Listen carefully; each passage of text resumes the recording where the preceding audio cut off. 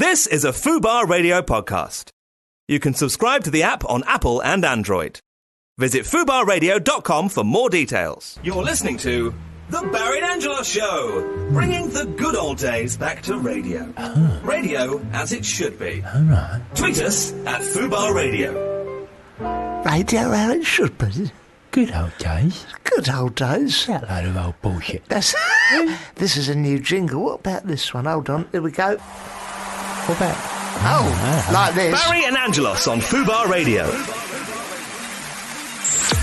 Tweet us at Fubar Radio.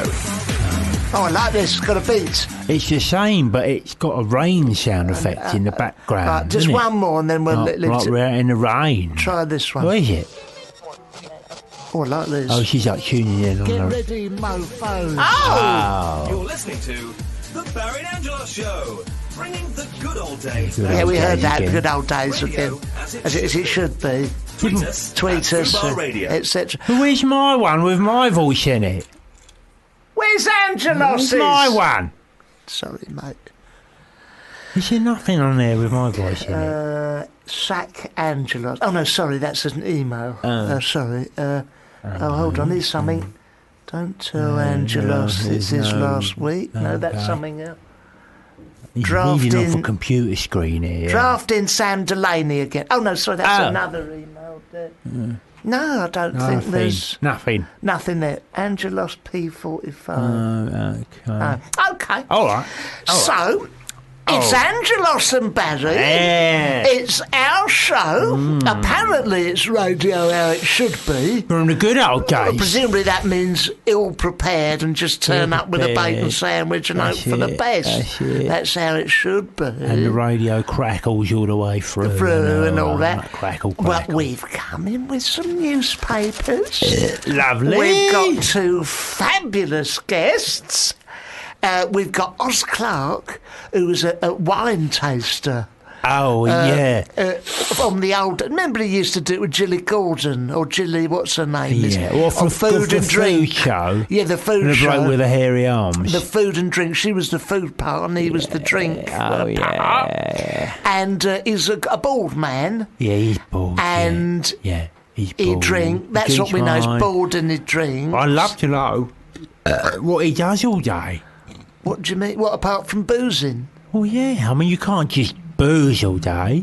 I mean, you can, Can try. and I do. Yeah. But not for a living, surely. And if you can, then where do I sign? Well, that must have Who been do I talk to? an interesting day on the restart scheme, mustn't it? Yeah. Name, please. Oz Clark. Oswald Clark. Oh, hold on a minute. Is that really your name? Yeah, I'm a television personality. Oswald? Yeah, Christ. Oswald Clark. And all right, Oswald, what is it that you want to do Well- now that you've given up accountancy? Yeah, what I fancy doing is getting up in the morning. I'm prepared to work quite hard, you know. Right. I don't mind starting about 8:30, you know. Okay. And it basically what I'm planning to do What is, do you want to do, yeah? well, I'm planning to take bottles of wine. Right. Although I'm not fussy, I'll touch lager, bitter, Okay. any substandard fortified wines, Yeah, booze. booze, in Yeah. short booze. Open it up, Yeah. and what I thought I'd do is drink it all fucking day long until the evening, and then get up the next morning and do the same. What have you got on your, cards Well, on the boards for Well, that there's sort of Yeah, there's nothing on the boards the database? for that. No. But if you just join the back of the queue over there to Yeah. sign on, everyone else in that queue's doing the same thing. I was thinking more the indoor drinks market than the outdoor one by the bins. Oh, right. Well, just join the queue next to it. They're doing that in that queue. Okay, and Yeah. what, they're just drinking and... Yeah, the money they get here, they take it down the Unwins Yes. or any of the other big ones. Yes. And they do what you just said, like buy the booze, and then they sit there and drink it all day. Okay, do they have to Okay. write down the results at all? Well, they can do, but No it's one just, wants to no see one it. really cares It's just what they've written. illegible I scribbles. think it just makes them feel better. Yeah. If they're drinking this stuff and then writing down what they think about it, I mean, no one really gives a shit. And what about, do they have to spit it out, or they just basically sick it out a bit later? Well, they drink. It depends how much they drink. Because if they do it without any breakfast in their stomach, then it's only going to take 3 or 4 cans of strong lager, and then it'll come up again. What sort of money might I expect, salary-wise, for that sort of position? All we can really give you to do that is about £37.50 a week, which is your standard gyro. I mean, if you want to claim housing and all, then that shunts it up a bit. But, you know, you'll have to spend some of that on food as well as booze. Okay. Well, other than that, I suggest you go and stand outside the tube station with a couple of cans on you, drink them, shout at the moon, and hold your hand out and demand cash off people, because that's another way of making a living out of drinking. I've got all the skills. I can also punch the air and shout, "Do you think you're better than me?" every now and then. Yeah, that's it. Make sure your shoes are really fucked, though, and they've got shit on them, and all your clothes are knackered. What about, I mean, there's a skill I do have, which is to sit on park benches, really talking quite vociferously about something like your life depends on it. It's a really important Conspiracies. thing. Conspiracies, that'll come in handy for this line of work, yes. Okay, well, when do I start? Well, you can start whenever you like. That's the beauty of the job. You can start, you know, as soon as you leave here. As long as you've got a couple of quid in your hand, you can go straight down and get yourself 2 bottles of... I suggest 2 bottles of Ice Dragon cider. Yes. Because it's like £3 for 3 litres. Yes. And you can really get, you know, steaming on that stuff. But, and that'll last you all day. I know it's cider, although, I mean, as far as I'm aware, there's no apples in it. No. I think it's mostly chemicals. That wouldn't count as one of your 5 a day. No, I wouldn't. I wouldn't bank on that being a 5 a day. No. So that's basically how it would go. I'd imagine. That's how Oz got the job. Oz got the job, and it's a lovely job and all. It's a nice job, I mean, you innit? say what you like about. This is controversial, but the homeless and sort of people on benches. Yeah. But sometimes they look like they're having a real laugh. Listen, mate. Listen. Take it from me. Yes. It's a lifestyle choice. Yes, it is. You know what I mean? But invariably, they look like they're deep in conversation. Yeah, but they are. You can choose your own hours. Yeah, they are deep in conversation. But if you go anywhere near them, right, and listen to the conversation, it doesn't. It's not really anything you'd want to get involved in. Fair enough. You know what I mean? Fair enough. It's amazing how far you can stretch £37.50 when you're buying cheap booze. There used to be a fella who was down Finsbury Park when I lived up that way. Oh, yeah. And he did a thing, and anyone who's from that area, perhaps is still there, and he does a whole thing. "I'm sorry, my mate, my old governor, I'm so sorry." Look, the thing is, mate, it's all very embarrassing. Look, I'd hate to trouble you. The thing is, have you got a quit? I'm trying to get home. Have you got, and you go, well, a couple of times you fall for it. Yeah. And then you notice everyone, no. You won't be giving any money. Right, hello, I'm sorry, my old mate, my very governor. Quickly. Yeah, and all that. And then as soon as you give him £1 or whatever, he's like, "Thanks." Yeah, and he's round the corner straight into the offie. But I always think with them people, they're worse off than me. Who am I to judge? I don't have to do that. If you want a drink, mate, you go and have one. Yeah. I don't like people who know they go to the face, they go, "No, I won't give him no money." It only encourages him. I'll buy him a sandwich. Oh, yeah. Well, but you want a bloody sandwich. He wants to get pissed. Exactly. Now, I've had sandwiches. I don't ever recall having a sandwich that made me giggle on a park bench for the entire afternoon. Exactly. Or talk rubbish for 3 if there hours. Is one, I'll eat it. I'll eat it. But as far as I'm aware, there's no sandwich built today that'll get you as pissed up as 3 litres of Ice Dragon. I don't like to encourage them. Encourage him. Who are you to tell him? Who are you that you deign to give him 20 pence on the way to your media job, you North London prick?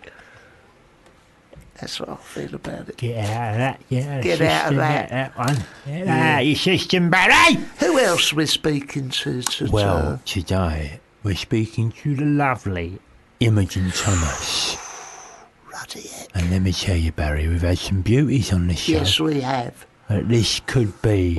the icing on the cake. Yeah, this could be the one. The pinnacle. Yeah, this could be the most beautiful bird we've ever had on here. She is. Well, some of the birds we've had, I know we've had that one who's on Game of Thrones. Oh, Laura Protession. We've had Peoples who's on the X Factory. Oh, who? No women. Have we had a woman? No, we haven't. Okay, take that We had back. the one that wanted to go out with the rich man. Oh, that's right. She was good, That's wasn't right. Accident won't happen. Yeah. And we've also... Susan Shaw off of Heresy. Oh, she was nice off of Heresy, wasn't she? Lovely. Yeah. Sophie Anderton. Sophie Anderton. Who Cool, looked blimey, like Arnold Schwarzenegger. we have had some beauties. Some real beauties. And do you know what? They come in here and we couldn't beat them off with a shitty stick, could we? No, they're obviously interested the moment they get in they here. are. You know, they'll come in. The moment and they it's all- clap eyes on us. Yeah, and they can't. They're all here to flog something. What they really do, they were all dressing me with their eyes, all of them. That's it, mate. And but this one, what's her name? Imogen Thomas. Imogen Thomas. She's off of Big Brother. She's off of Big and Brother. out of Zoo magazine, etc., etc. What does she don't do topless on Zoo? Or I don't know. can we get We'll someone have a look to? at some of the pictures, please. Can we look at some Just of the so we pictures? know what we're dealing with. In fact, if she ain't topless, don't bother. We won't look at those. No, we just need to know. want- yeah. But if she is, send them in here, please. a bit lively. Can you put them in some kind of white bruised gauze Paper. some plastic, and just send them in? Can you mean? Thank you. Imogen Thomas is on Thomas it. is on the show. And apart from that, there is nothing. Nothing. There's nothing. There's nothing. Although we'll probably have Oz Clark on for a bit of a while. I would say so. Because we've got to drink some wine with Because him. we have got wine. That 3 we're bottles gonna of wine that try. they sent in. What a mug. Imagine sending us 3 bottles of wine. One is a champagne. Yeah. Another one's a red wine. Yeah. Another one is a white wine. Yeah. And we're going to drink We're them going to up. drink all of it. We're not going to spit them out. No, I'm going to swallow it. And it might make us funnier as the show goes on. Yeah. isn't You it? be the judge. You be the judge of that. So that's kind of later. Maybe we'll do some phone calls. Just some phone calls. You up to us, Barry? It's up to, but basically, we were so pleased with the show we done the other day. Yeah. We're going to do the same material We all do it all over over again. again, yeah. Wonderful stuff. The ball bag Oh, stuff. that was good, wasn't it? was Yeah, funny. the charity walk stuff. Charity. Yeah. We'll do all do that. that again. What else It's the did we greatest do? hits. It's a greatest hit. Yeah, we'll do that. I can't remember what What else else we've did we done. do? Oh, charity, the Charity. green issue, the Oh, we politics. did cover the politics. We'll do some intellectual stuff. We were doing Millipede up your bum. Millipedes up the bumhole, trying to say, yeah, it's all quality. No, it's all medical stuff. The greasy gooch.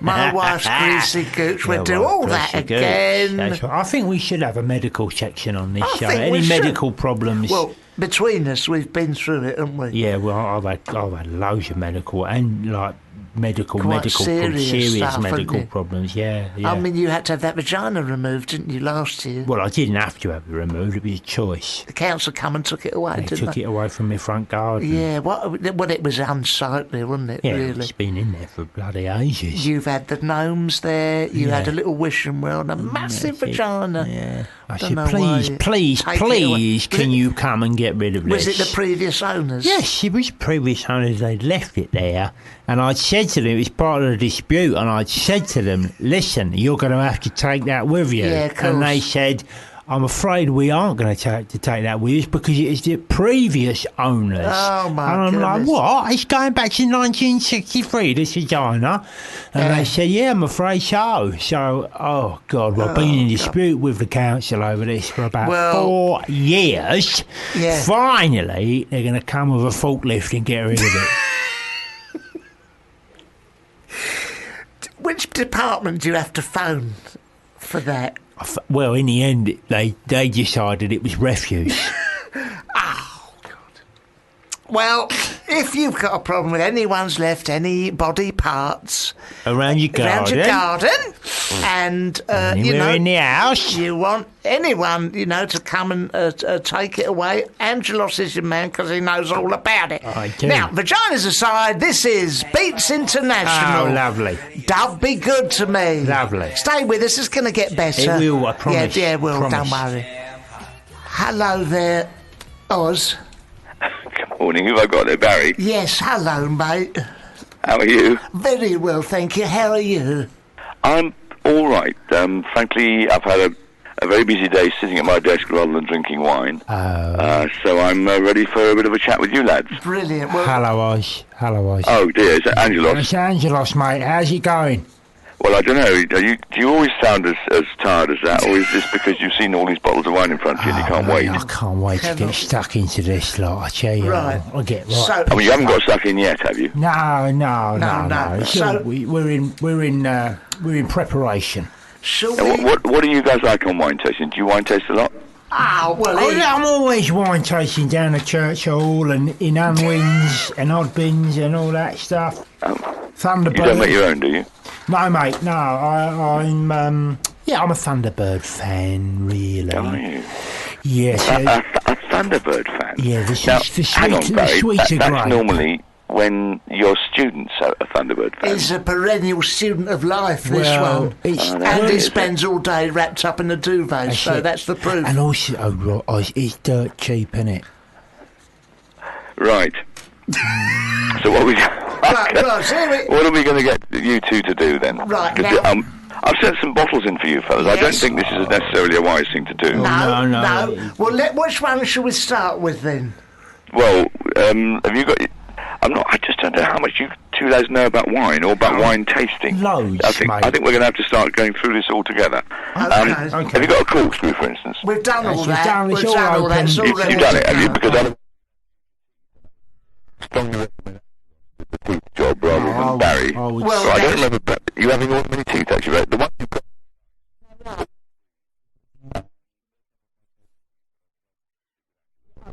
Fall out. I'll send it to you. You can keep it You've there. only got two now, have you? Yes. Okay, well, Yes. you can still do a lot of damage with two teeth. Well, my wife,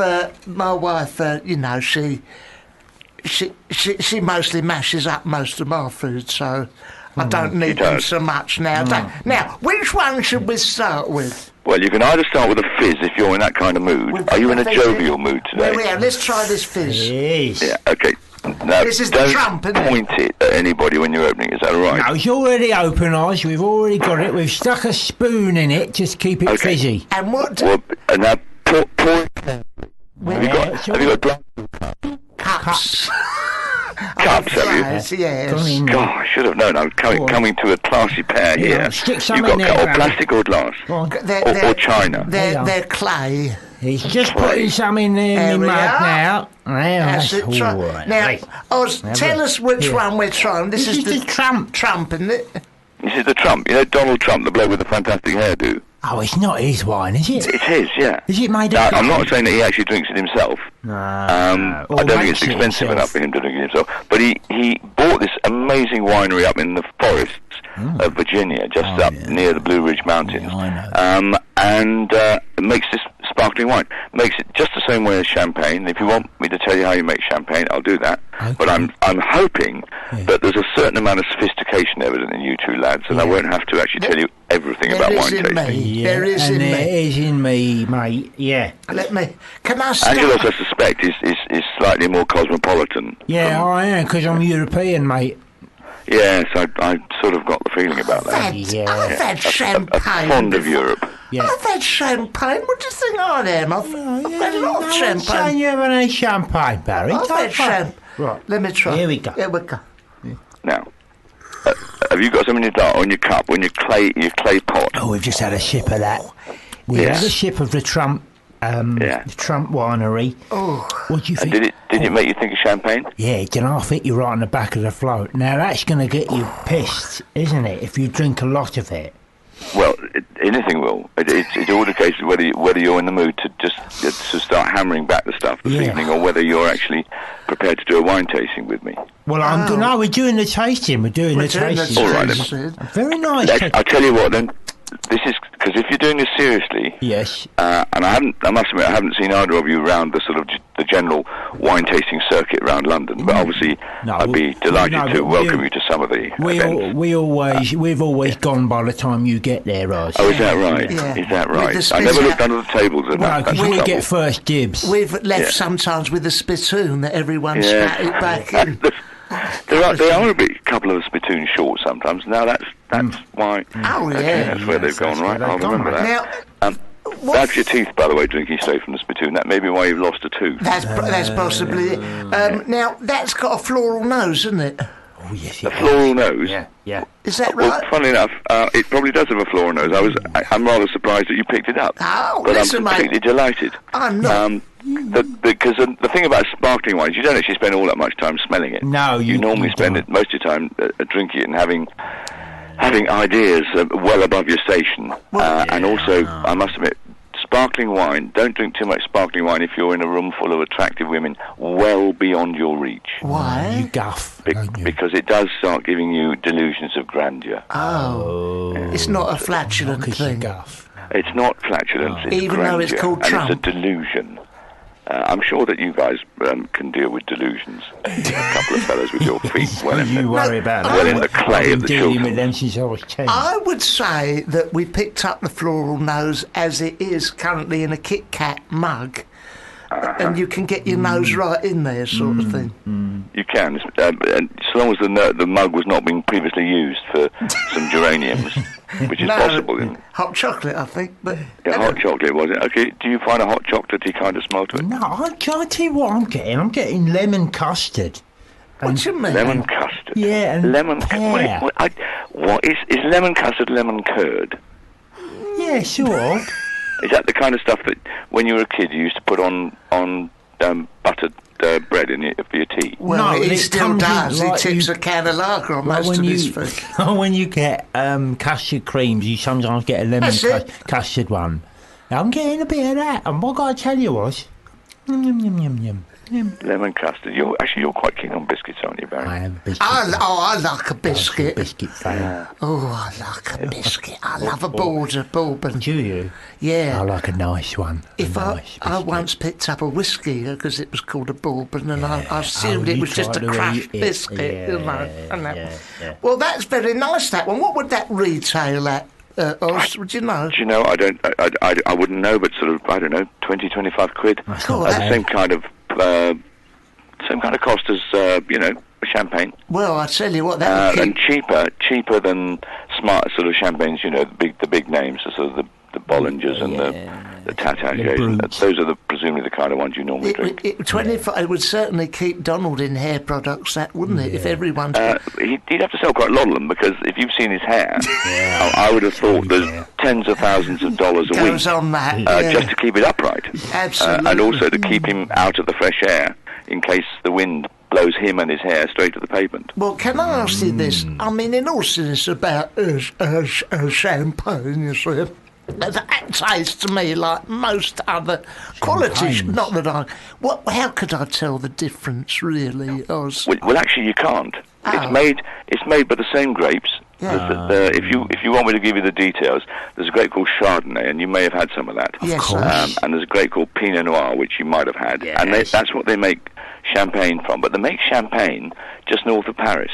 Yes. In an area called Champagne. Not allowed to call it champagne except there, because you know what the French are like. They get very, very litigious at the drop of a hat. I've watched the Tour de France. I know. Did you notice them being litigious on the Tour de France? Yes. The Tour de France, most of it was in Yorkshire this year. Well, some of it was, but now it's in France. And can I ask, what is the alcohol content of this champagne? About 12. Yeah, it's pretty good, isn't it? Well, it's pretty good, unless you're a Thunderbird man, of course. I have to say that this is a little bit more sophisticated. It is, isn't it? Well, sophistication on the whole brings the alcohol level down a bit. So but let me tell you, Oz. This is more one to to have a sip of and smile and make polite conversation, rather than Thunderbird, which is all a bit more rowdy, as far as I remember. Can I just give you a quick tip, mate? Get yourself a bottle of Thunderbird, get yourself a soda stream, right? Yeah. Stick the Thunderbird in the soda stream, you've got pretty much the same stuff thing, as we're tasting here. Well, that'll save you a load of money. Yes, it will. Frankly, if that's it's the old thing. It's what you like, Barry, and if that's what you prefer, then that's what you better have. Yeah. My problem is I haven't got a soda stream. You want to get one. Okay. But I don't have a soda stream. We've got all of that now. Soda stream, Foreman grill, Breville sandwich, anything that... You could shake it up a lot. I mean, if you stood there with your thing and shook it for about a Thunderbird, I would say put some sparkling water in, give it a very, very, very, very good long shake, quickly pour it in the glass and drink it. As you say, there might not be a massive difference. And if you... I'd still rather stick with the trunk, though, if I could. And if you also, smack your head with a mallet just before and held your nose, it might be a bit similar. Sort of. Yeah. Well, that will be with before the Thunderbird or before the Trump? No. Well, certainly in this studio, after the Trump, I'm always holding my nose with him in it. But what I would like to move on to is the white wine. The white wine. It's the Viognier Reserve, is it? Viognier is almost what it's called. It's called Viognier. It's I know it's a French word, but you can't get away from French words some of the time. So many of the grapes in the world are French. Okay, now let me try this. I'm just trying this one. What's happening there, Barry? There. Oh, lovely. Sounds as though Barry's in a state of advanced pleasure there. Yeah, well, he's had a sip of the Barboursville Viognier. I like that. I do like that. It's. I'll be the judge. Sorry, go on.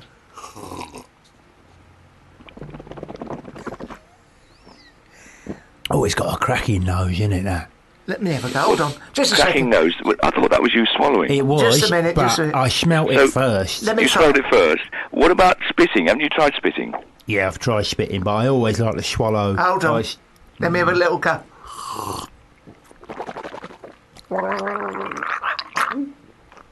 That should bring out the flavour. That is nice. It's nice, isn't it? I tell you, I could sink a few of those, Oz. Well, it sounds... because you literally sound as though you were gargling with mouthwash, you two. Well, and I was... You don't drink mouthwash, do you? Well, it's got night. I mean, the trouble is, there is a bit of alcohol in most mouthwashes. Yeah, I know, exactly. Surely you don't sink as low as that, you two. Well, if there's nothing else in the house, mate, and you have had a busy day... Set the life out. Not long ago, when I was poorly, I, swallowed a bit of night nurse. The council had sent him round.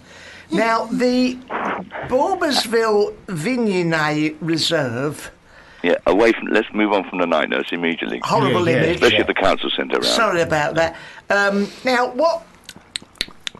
It's got a taste, isn't it? It's got quite a... Now, stop me if I'm getting too technical, but it's got a taste. Have you got a taste of things like pears from it? No. Do you ever eat pears? Pear drops, the sweets. Not pear drops, really. Pears. Pears, yeah. Pear. I'm getting a bit of pear. Yeah, but nice, juicy English pears. Yeah, I like a nice pear. And a sort of...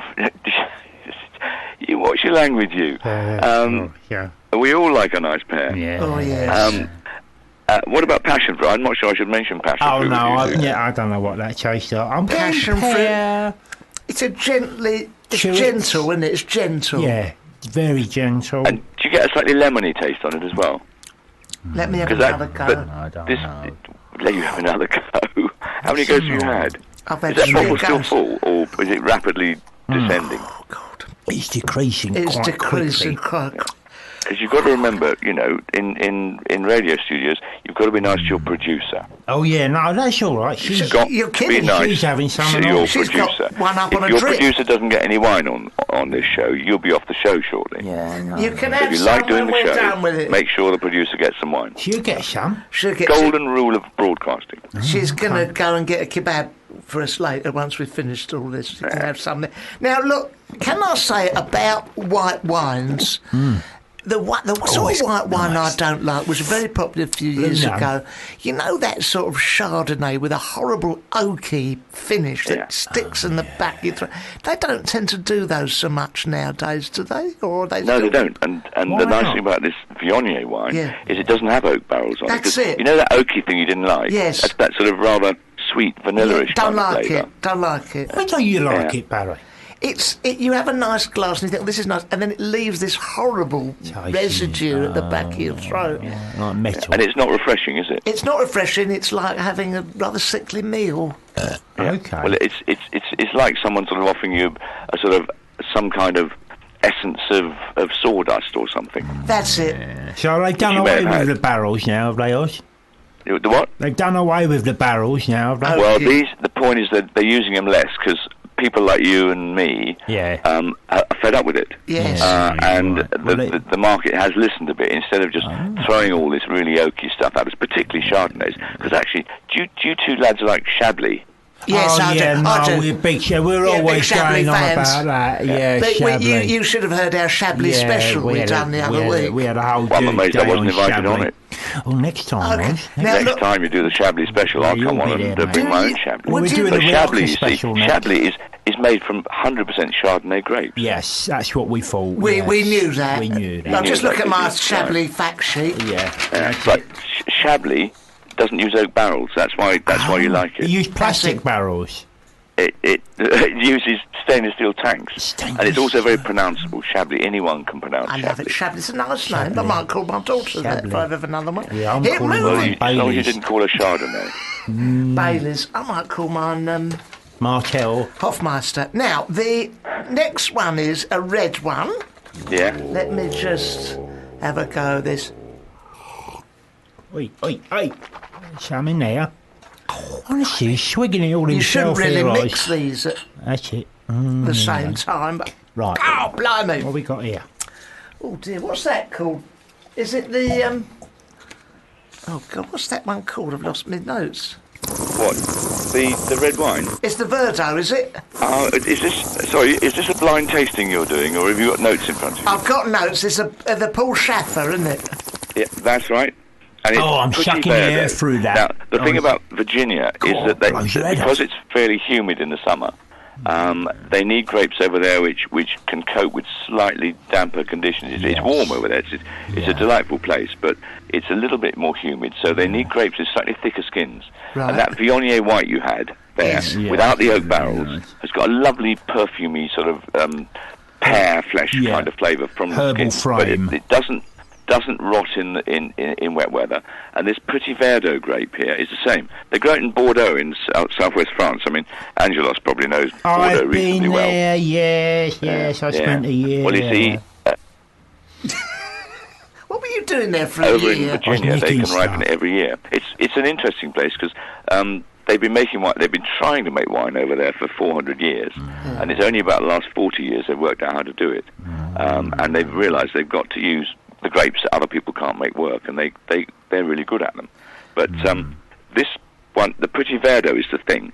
Yes. Because you don't often see that on a label. Have you ever seen that before, Barry or Angelos? What, Petit Verdot on a label? Yeah, you just don't see it, Barry. You simply don't see it. You simply don't see it. Okay, why don't you see it? Why don't you see it?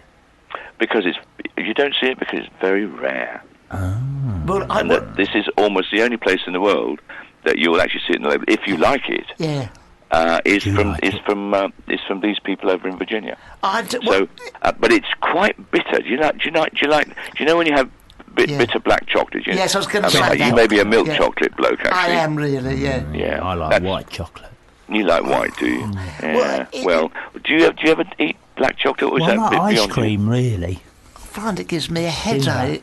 What, black chocolate? Black chocolate, and if I drank a whole bottle of this, I think it's the black chocolate that would probably do that. It is it is a bit of an aphrodisiac, black chocolate. That's the trouble. Well, it's funny you should say that, because suddenly my friend Angelos here... You're looking very inviting, aren't you? Yes, you've given me the glad eye, haven't you? Pull your trousers up. Well, look, that's got dark berries, isn't it? It's very dark. It's quite a dark wine. It's Plum.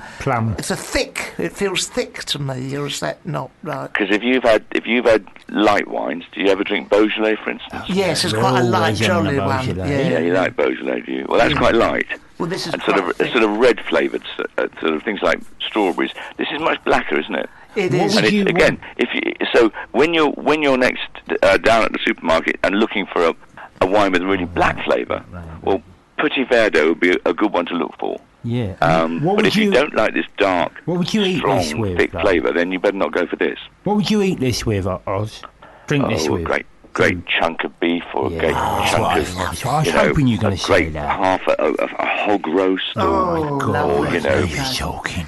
One of these wonderful fancy hamburgers that they do now. These gourmet burgers, about half a pound of solid stuff. Yeah. Or an international grill. One of them. Lovely, mate. Listen, we've got to go, but we've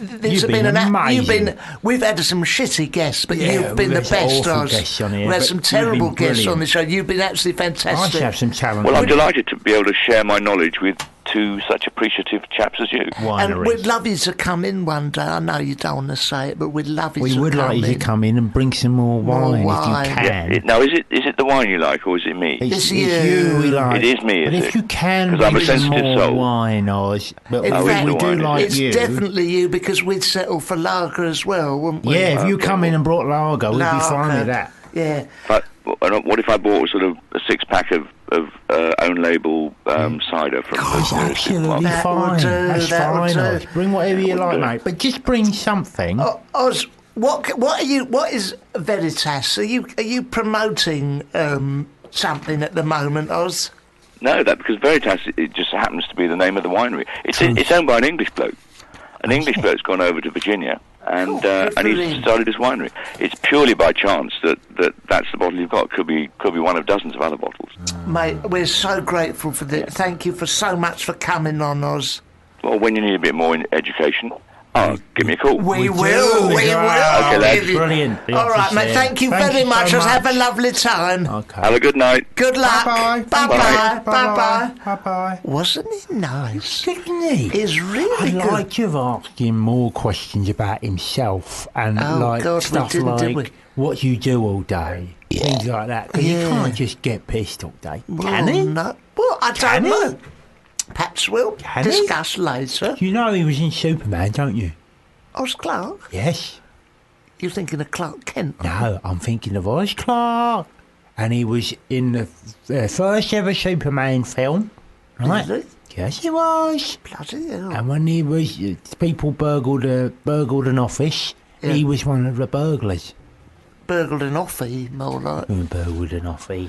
Right, we're going to go to a lovely song now. What is it? It's called Street Tough, Rebel MC. Oh, I like this one. Yeah.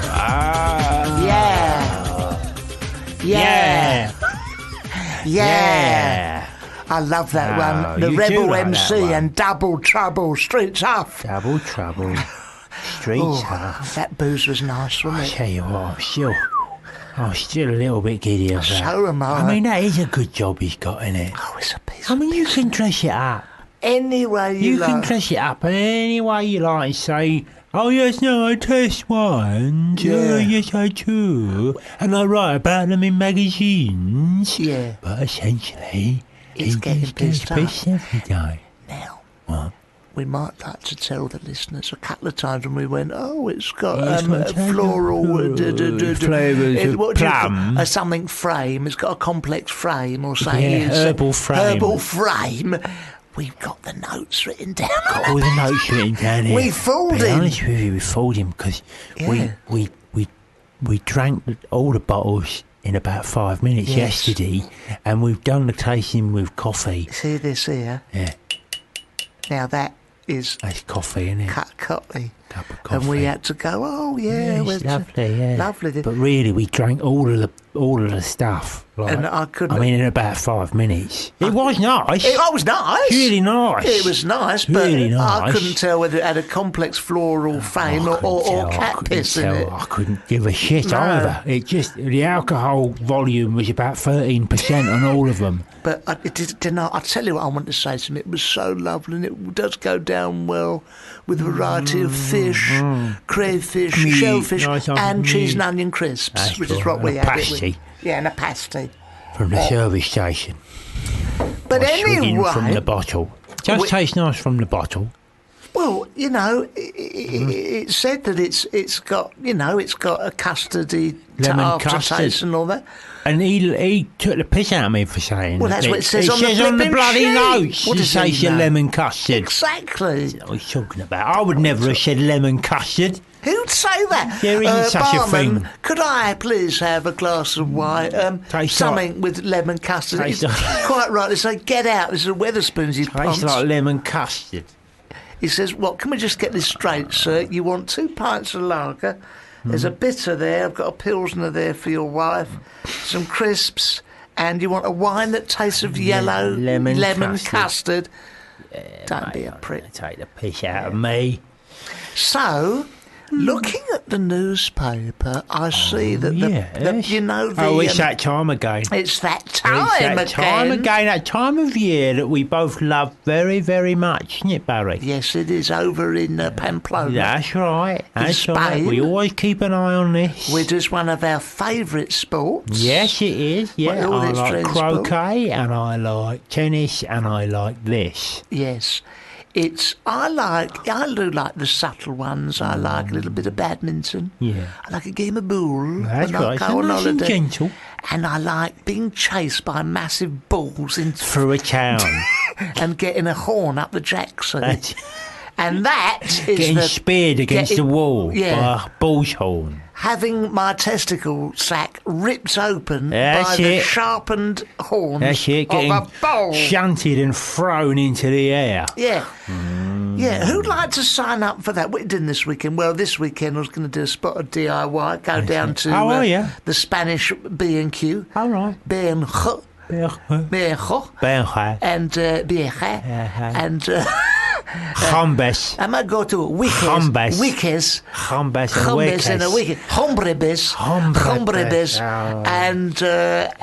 But instead... What are you going to do down there? Well, I'm going to go down there, get a few bits and pieces, then this afternoon I'm going to be chased by a bull. I'm going to chase by the bulls. But in a narrow street, I'm going to be chased by a bull.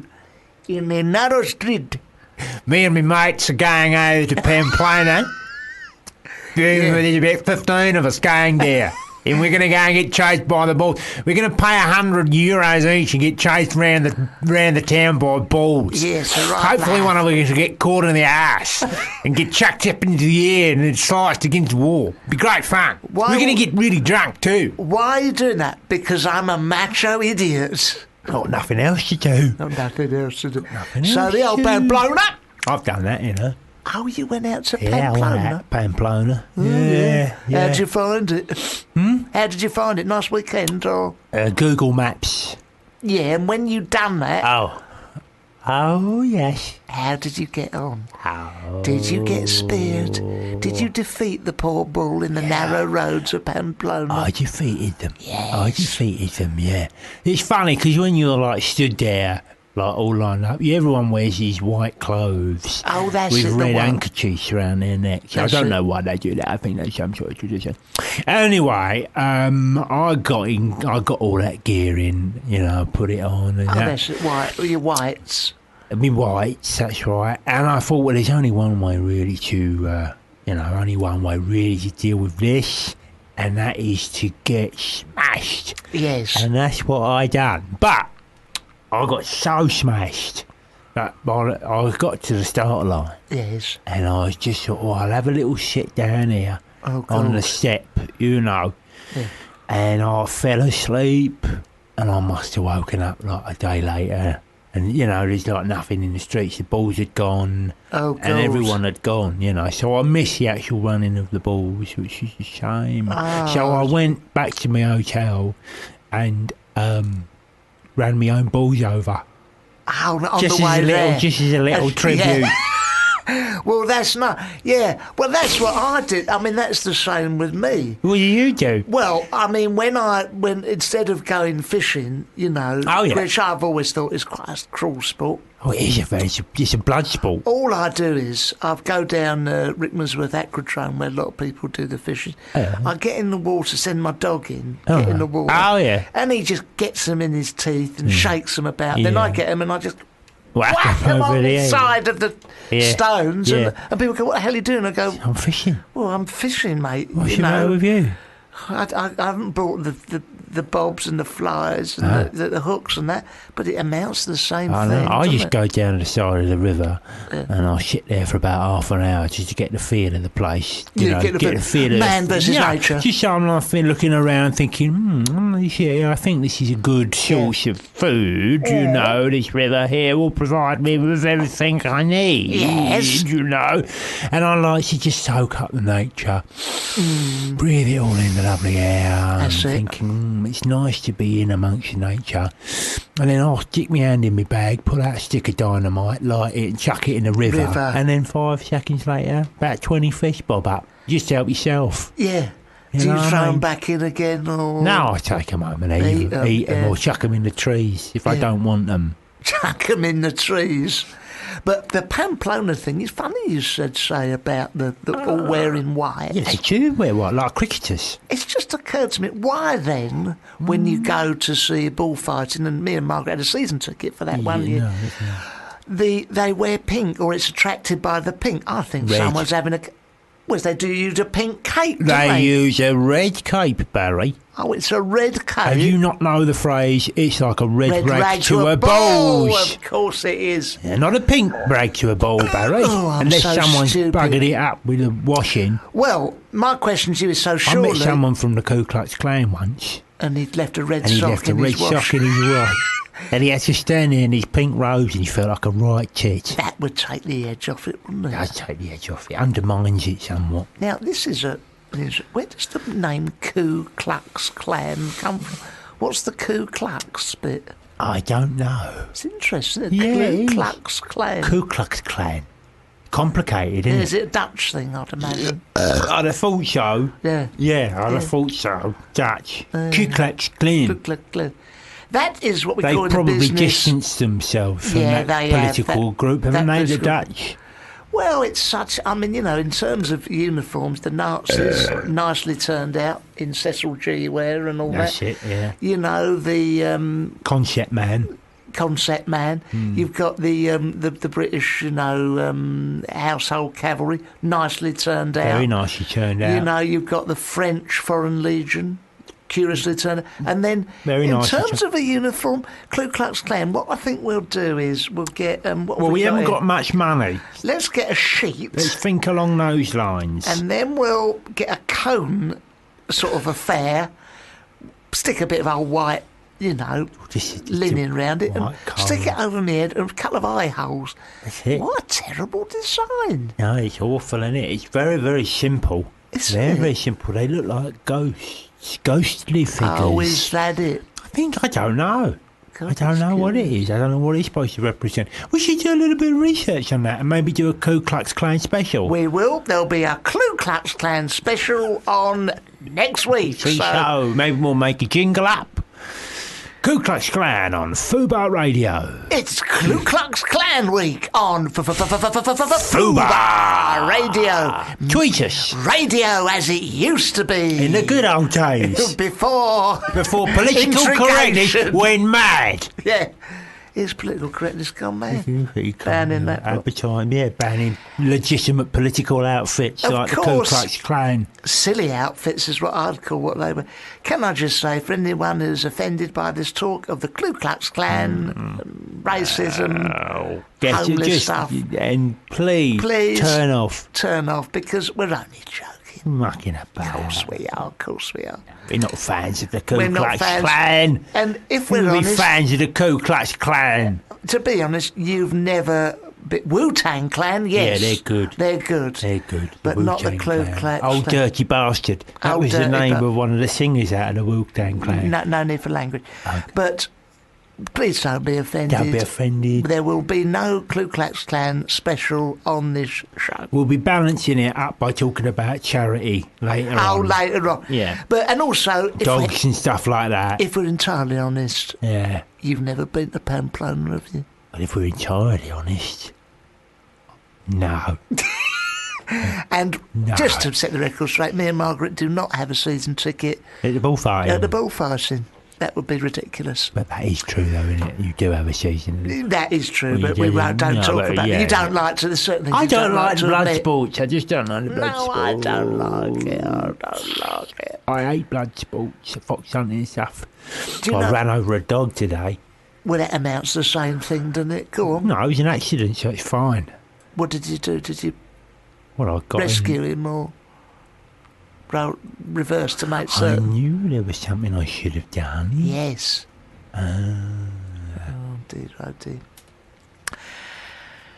Well, for anyone who's still listening, and we didn't want to upset anyone, this is the sound of Blur, Girls and Boys. Oh, this is a good one with the funky bass.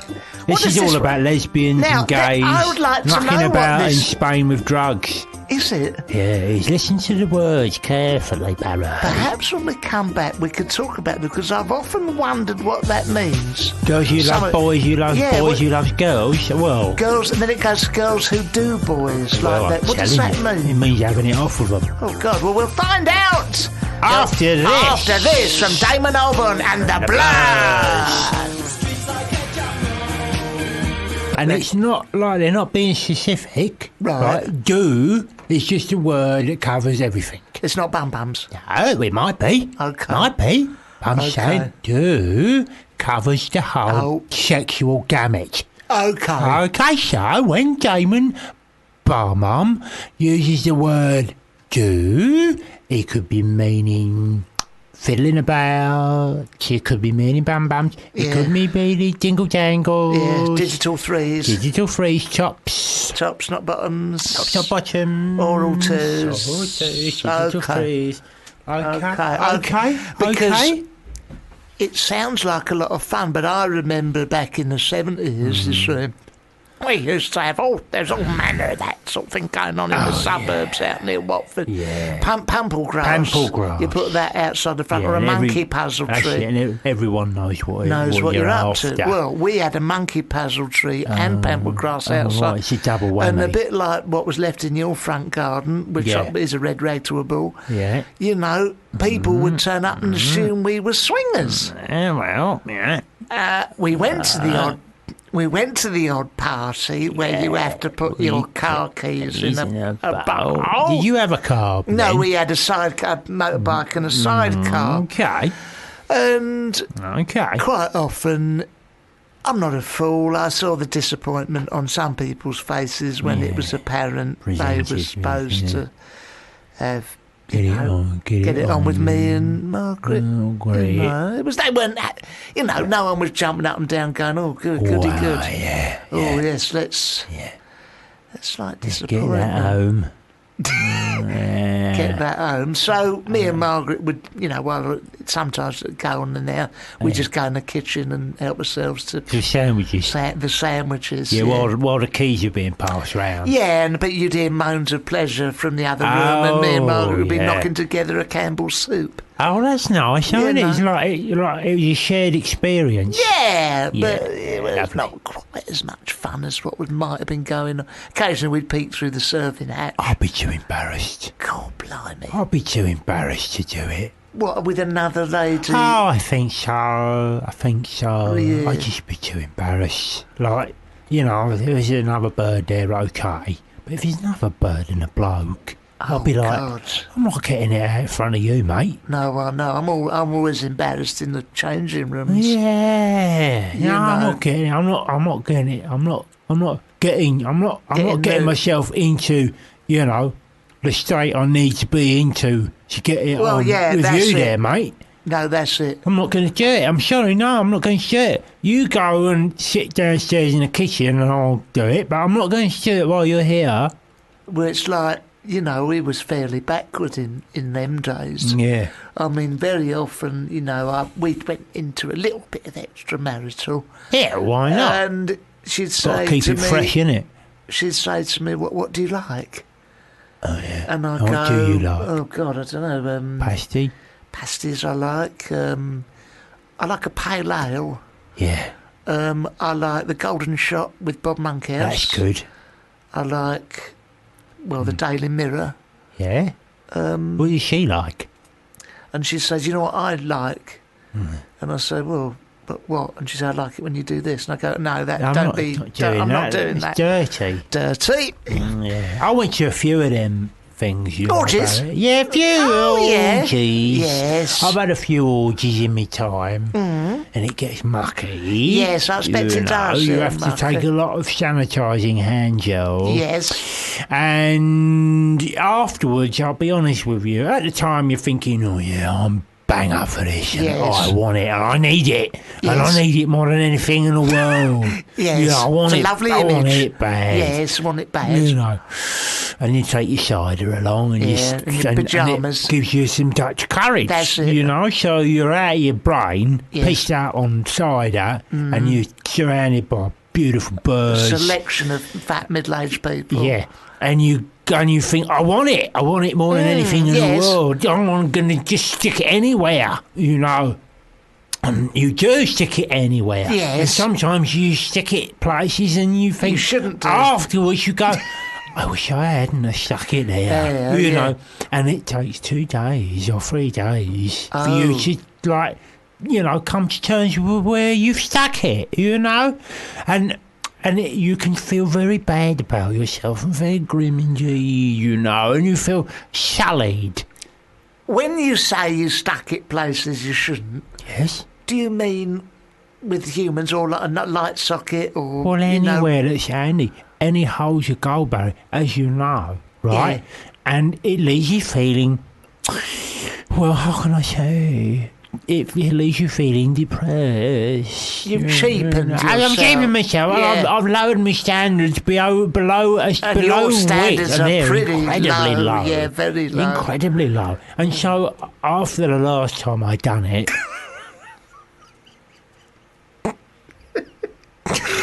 Yes. After the last time I done it... Yes. I turned to religion. Oh, God! Well, they're mad for it, aren't they, in the church? Well, they bloody love it. Why not? See, so you're out of the frying pan into the fire. You don't feel dirty about it. No, because it's like it's been blessed. Well, it's been blessed. Been blessed. Anyway, so I actually get out of that and all. Like because with them, they're like they want it more than normal people. Of course they do. Yeah, they've been denied it for so long. They've been denied it so long. Yeah. So you have to get around that, and then you go, no, I'm here to get away from all that muck. Yeah. Right. So you think, all right, religion's no good. I'm going to have to be spiritual. Oh, yes. So I did. I become spiritual. And I went on a spiritual journey. Oh, God, where to go? I went to Tibet. Oh, nice. Yeah, I went to Tibet and I thought, while I'm here, because I like the snow and the mountains. That's it, and the gongs. Love all the gongs wind and chimes, all the sort of student clothes. Yeah, and all that talking all that bollocks. stuff. Yeah. I thought, while I'm here, I'll go and meet the Dalai Lama. Oh my God. Yeah, actually, to be fair to you, he doesn't live in Tibet anymore because they got kicked out of their country. So he lives over in India. Okie In Dar es Salaam or somewhere like that. I can't remember what it's called. Yeah. Anyway, you got to sign a few forms if you want to go and see him. You know, like forms to say, I won't do this and I won't do that. And they get you jumping through hoops. Right. All right, you got to go down the post office and get a form. A form to meet the Dalai Lama sort of thing. Yes. Once you've filled it in, you can wait anything up to 6 months to go and see him. Get an audience with him. Yes. You know. But get an audience with him I did. And I went over there and I thought, well, this is going to... Because of all the muck and all the orgies and all the putting it in places where I didn't think I should be putting it and getting pissed up on Ice Dragon. I thought, this is what I need. I need to go and see him. Cleanse. Yes. And I went and sat at the feet of him. The Dalai. You know, you get all the way there and stuff, and it takes ages to go and see him. Yes, yeah.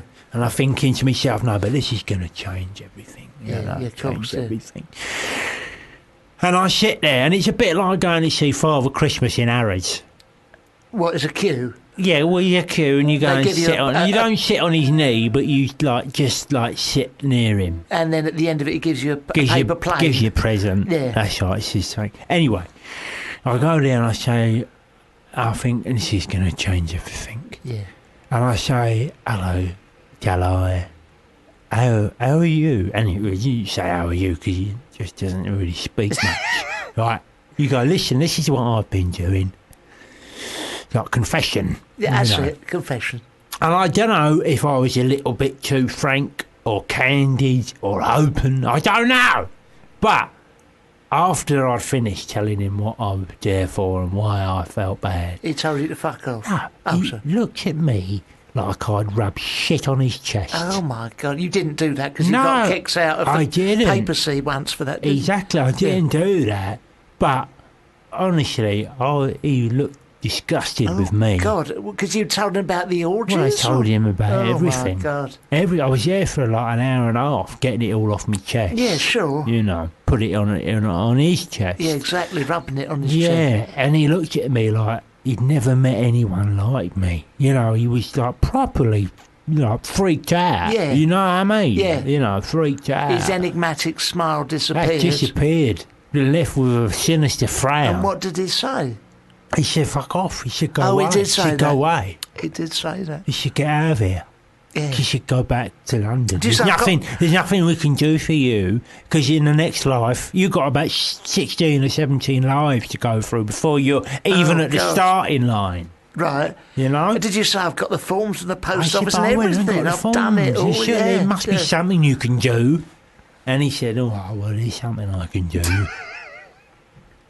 What? Well, So bring you back as something else? Well, he said, look, go home, right, and just carry on doing what you were doing before. Nice, you know, and then it'll just work itself out of your system. That was the advice he gave me. And I said, listen, mate, I haven't come all the way here to India, right, to get some advice off you, to be told to go home and keep doing what I've been doing. Yeah. Right, because I am getting to the point now where I am like sick of myself. Yeah, okay, and I need some help, spiritual guidance. Okay? Yeah. And then he said, well, why don't you pray and all that stuff? Yeah, so... And I said, I'm not doing that. I want something like concrete. Oprah Winfrey would do, you know? Yeah. Like, I want like tears and all that stuff, you know? I want to be told, you know, like, you need to, like, do something, you know? some proper advice. But he said, no, just keep doing what you're doing, mate. That's a cop-out. That's what I said. I said, that's a cop-out. He said, just stay in the moment, you know. Just stay in the moment. Oh, God. Just, don't attach any feelings to the thoughts you might be having. Well, I said, don't give me all this shit. Right? I want a pill. Yes. I want a pill to, like, you want something definite. It's like when I had a long problem with this sort of sexual addiction back in the 60s, right? And so what I thought, I wouldn't, of course, in them days we didn't fly off to see the Dalai Lama in India. Where did you say it was? In Chicken Tikka Masala.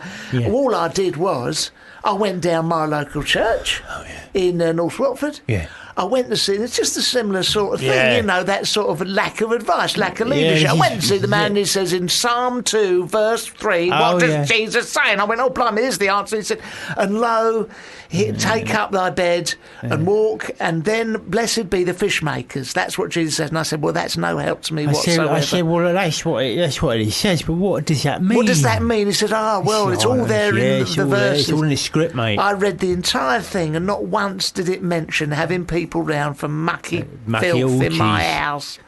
And what you should do about it afterwards. And what should do after? I mean, I did everything I thought was right. We had people round, I put newspaper down. I got rid of any hard edges, plastic sheeps as well. That was my neighbour Fred. He was quite interested in that sort of thing.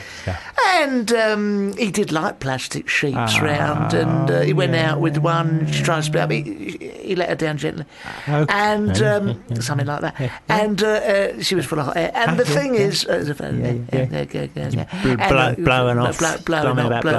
Something about blowing off. Anyway, the point is, you never get an answer. You need to go and see a proper counsellor. No, what you need to do is go to the government. Yeah, and say, look, I've got an addiction to having mucky filth in my... What are you prepared to do? Yeah, exactly. And they should, if they've got any sense, they should, just chuck money at the problem. Well, look, they offer up a methadone for people with a problem with heroin. Yes, what they should do for people with a sex addiction like yours is offer up, they can be council-run... Yes. Ladies, mucky ladies, not the top line. No, not but top line. They should be rationed. There are people who are employed by the council to come round and satisfy your carnal lust. That's right. And, then you wouldn't spend time going off to see the... I wouldn't have had to spend all that money over there speaking to him. Did you take him a gift? That's what you should have done. I took him 20 Benson and edges. Oh, well, there you are. He was very, very happy with that. He was happy with that. Well, you take him 20 Benson and edges, you spent all the money getting over there, you deserve something in return. You should have taken a Toblerone. That's always the traditional gift. I know, but I thought, because he lives in the mountains, he knows what, mountains look like. And I think, like, taking a Toblerone was like taking a piss or something. For him, yeah. I suppose, really, if he really wanted something, he could have spoken to you telepathically. Exactly, and said, he could have done. Angelos, bring me a Toblerone. I can see you in my mind's eye, the duty free at Luton. Yeah. Grab me. Pick us up a Toblerone. In any event, he did do that, and he said, "Oh, Angelos, whilst you're in the newsagents, can you get me 20 pence and hedges in it? Angelos, I can see you in W.H. Smith's. Pick us up a chat magazine. Some polos and some Walker's Sensations. And the new David Walliams book. I want to sample this 50 Shades of Grey. Just for research, you understand, Angelos, have you made it into the cosmetic... Pick me up box set High Karate, That's what he would have told. He would have said that, because he wouldn't he? Can do that. He can do it because he's like a spiritual person. Well, he's at one with everything. Of course he is. Well, in the meantime, this is... Oh, you'll like this. What is it? Oh, my goodness. This is one. This is by Jade. It's called Don't Walk Away. Oh, right. Do we remember this? I think we played this the other day, didn't we? No, we didn't. I would have remembered Not it. Jade. Oh, Jade? Do you remember it? And it kicks in and we went, oh, I remember this. Don't walk away. Don't walk away. No. Let's wait and see. Let's see. Don't walk away. I bet it's one we recognise when it comes up. Don't walk away. Don't walk away. Yes. Don't walk away. That's it. Don't walk away. Don't walk. Anyway, it's coming up. Shit, innit? Stay with us.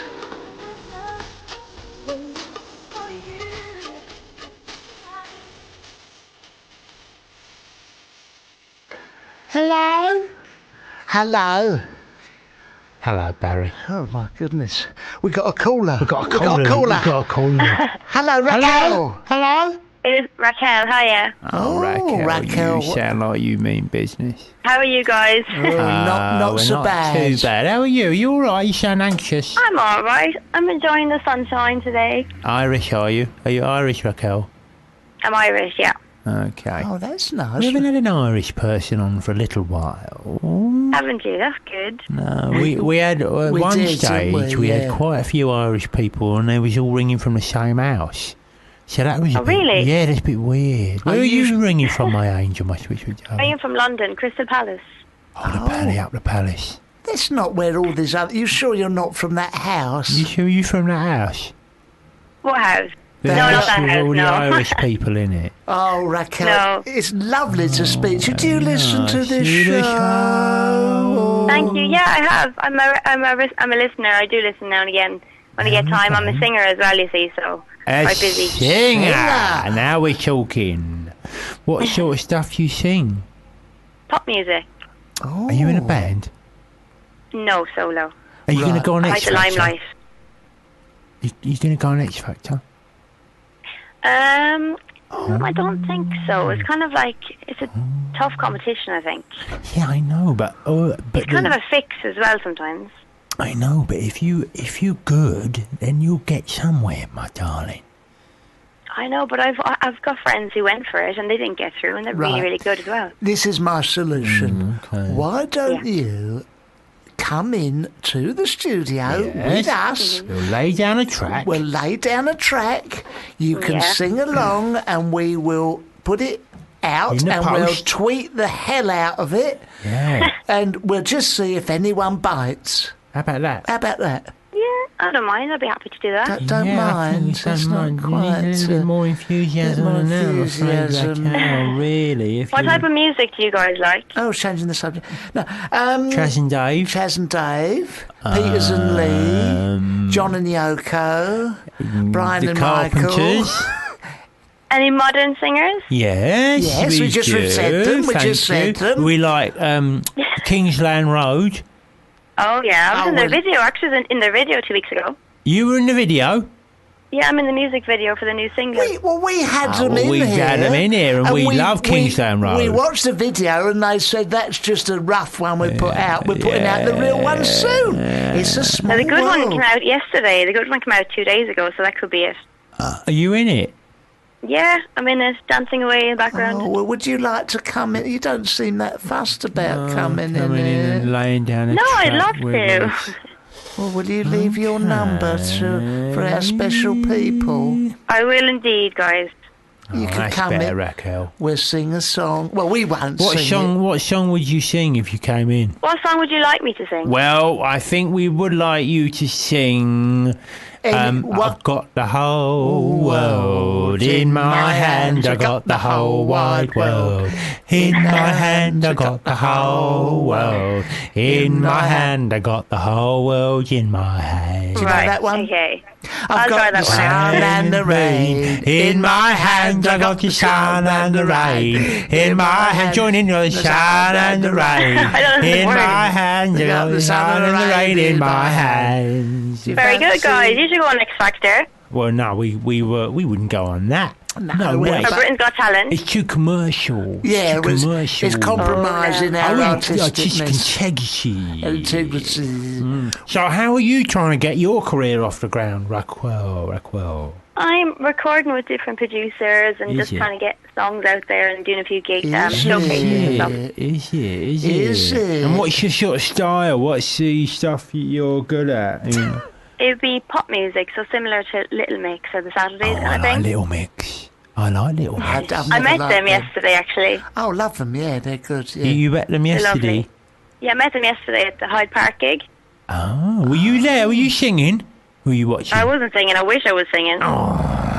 So what I did was watching you? Tom Jones' Dirty Stuff with Boyzone. My God! And what were you doing there? What were you backstage or in front of the stage? I was backstage, yeah, and then I How had a did chat with you him manage and to get yourself She backstage, knows Raquel? You everyone. must know stuff. A friend of a few people. friend of a friend, That's actually. it. Did you have to wear a little like arm thing around your wrist?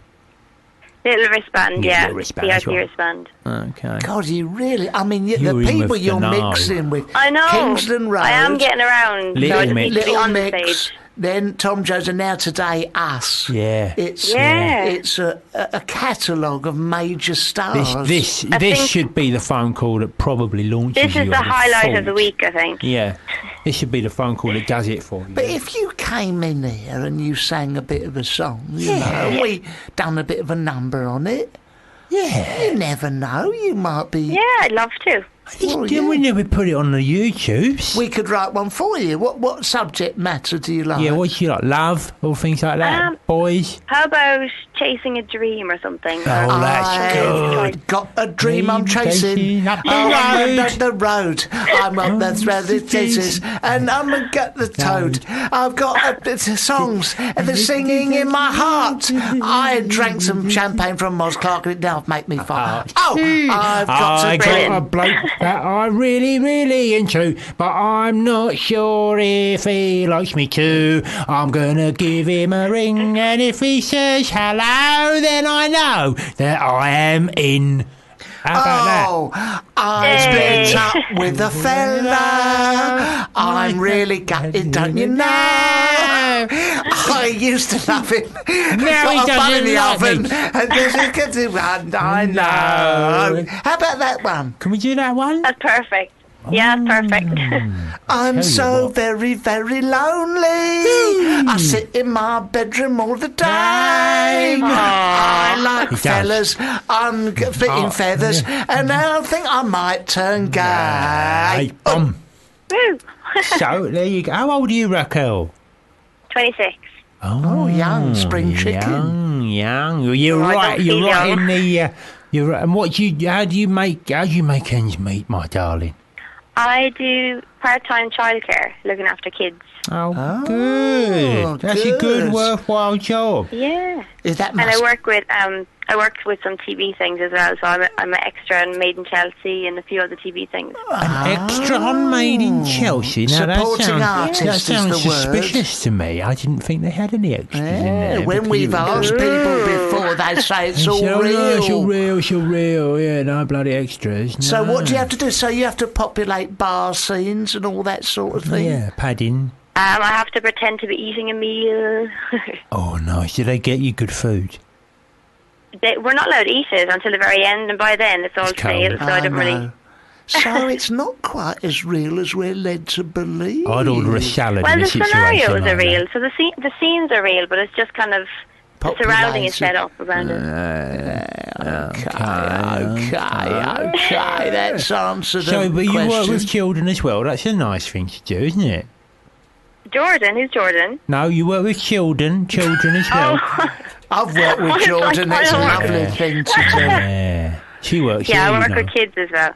Oh, yeah, and have you got? Boring now, this is a question all the young fellas want to know. All the listeners want to know. Have you got a fella? No, I don't have a fella. Do you want one? You want a fella? I'd love a fella. Right, okay. now, here we go. Okay. So, no nutters need apply. No. If you are, on any sort of register, please don't get in touch with us. However, she sounds lovely. Her name's Raquel. She's Irish. Nice. Normally, they're Welsh. Raquel Welsh. Yes. And if you are a young bloke from Hoxton. Boy band look-alike, I think. Yes, a boy band type. But straight, not gay. But if you're from Hoxton, if you can pull any strings at all for Raquel in the media, you then I think that would her. Yes. That would be greatly appreciated. She sounds lovely. She's 26. Let's face it, she's an extra on those fancy programmes, and she was in the Kingston Run video. She's not going to be a dog. If you want to get in touch... Please do. Care of football. And are you interested in an older man, Raquel? No, I like the younger guys. So I'm a bit of a... Younger boys? I wouldn't be a cougar. I'm too young to be a cougar. So like kind a of 19-year-old boy? Something like that? Yeah. No, about 21, 22, I think. Oh, you're quite specific, aren't you? 21. If you're 21... No, I'm joking. That's the youngest I go for. She's joking. You want someone with a bit of life experience who knows what they're doing, don't you? Who's got a few quid and all. Exactly. Ambition. Well, I've got all of them things, and also I've got a collection of old pocket watches. We've got some vinyl. We've got. And some Nazi memorabilia. We've got some Nazi memorabilia, and we've got our own carpets in our house, and it's jolly nice. If my wife ever left me, would you be interested in coming over for Bunky and the occasional hot meal? I think I'll pass on that one. Oh, that's nice. Well, it's been a joy speaking to you. Thank you so much for calling, Raquel.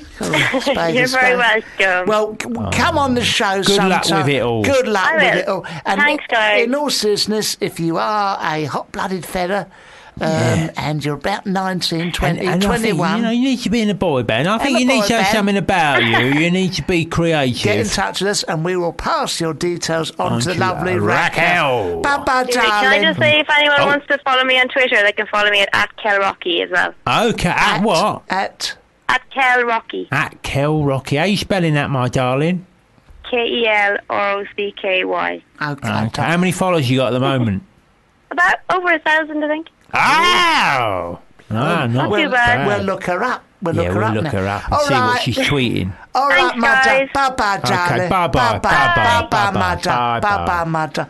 That's interesting, that phone call, because it started out as just a phone call like a puncher, etc., but it soon transpired that it was like someone trying to promote themselves. At the very end, the sting in the tail was that she simply wanted to use our 10, 12 listeners to gain followers on the Twitter.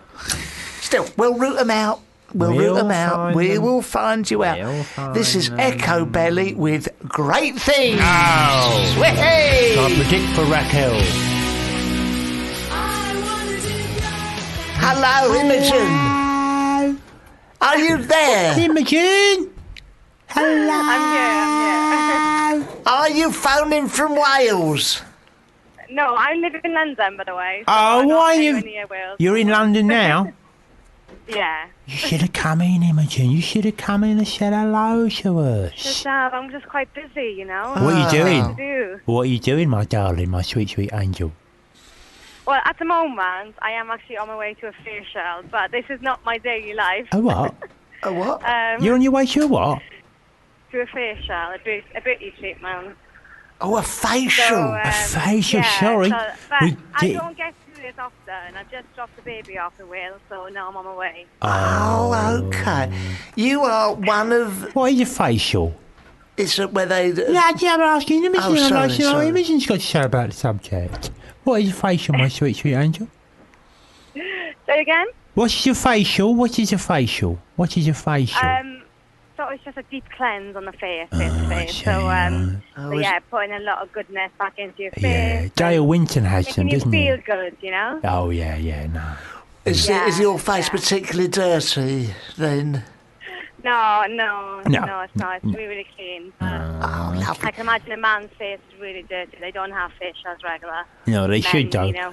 Dale Winton does. He has skin ripped off his face on a weekly basis. My wife, she does have a little bit of rough skin, and I get to it with a pumice stone and I rub her face. And if you haven't got any of that hand, you use sandpaper, don't you? I haven't got any of that. I use a bit of sandpaper, Swalfika, anything to remove the dirt on her face. So, what are you doing in London then, my darling? Are you staying in a hotel or someone's house?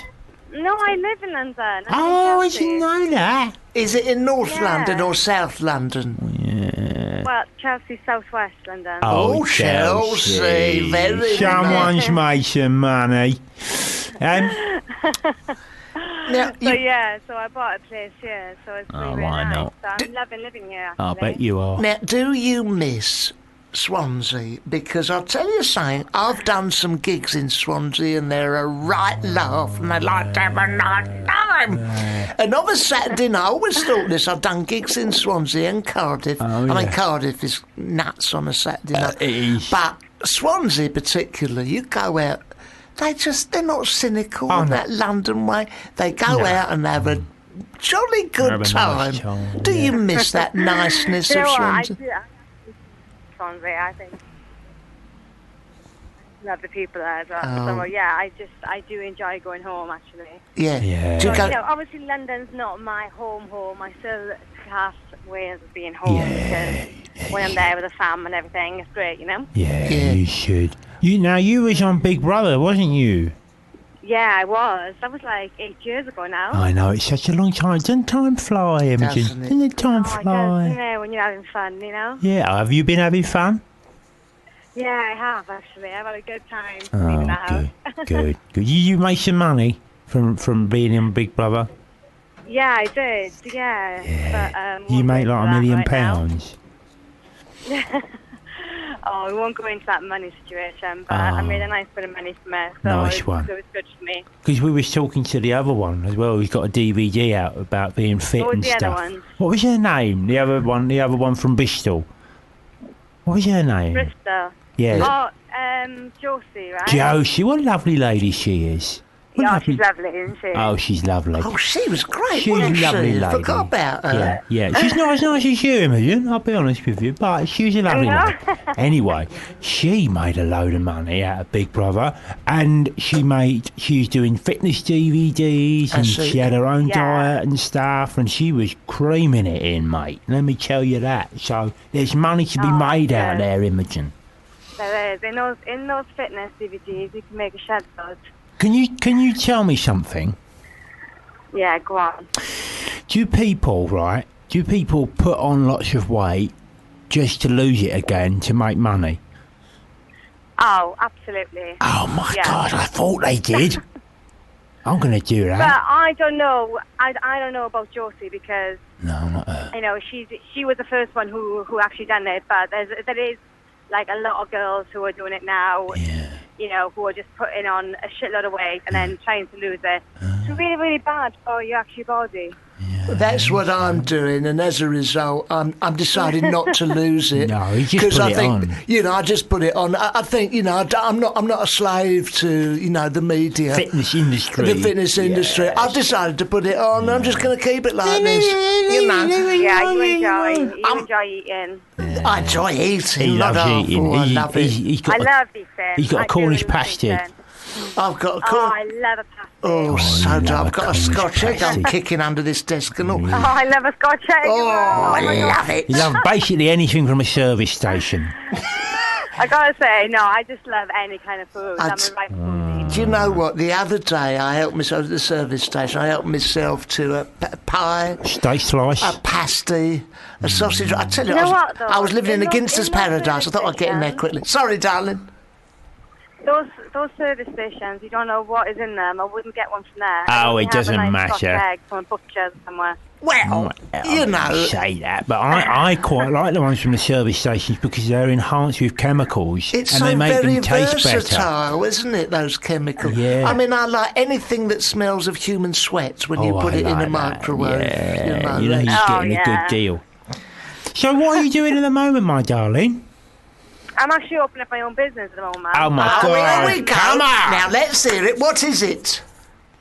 Well, I have my own little baby clothing range coming out. So, it's really, there's a lot of work to be done. So, that's what I'm busy doing now. So, not a lot of people know about it. Okay. Well, they will now. Let me guess what it's called. Yeah. Imogen. Nice one. No, it's not.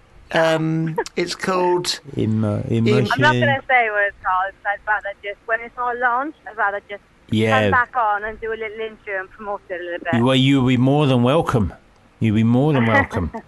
Yes, please come in. Yeah, come in. And Thomas Thumb. Tom. Oh, nice one. She's not going to reveal. She's not going to reveal.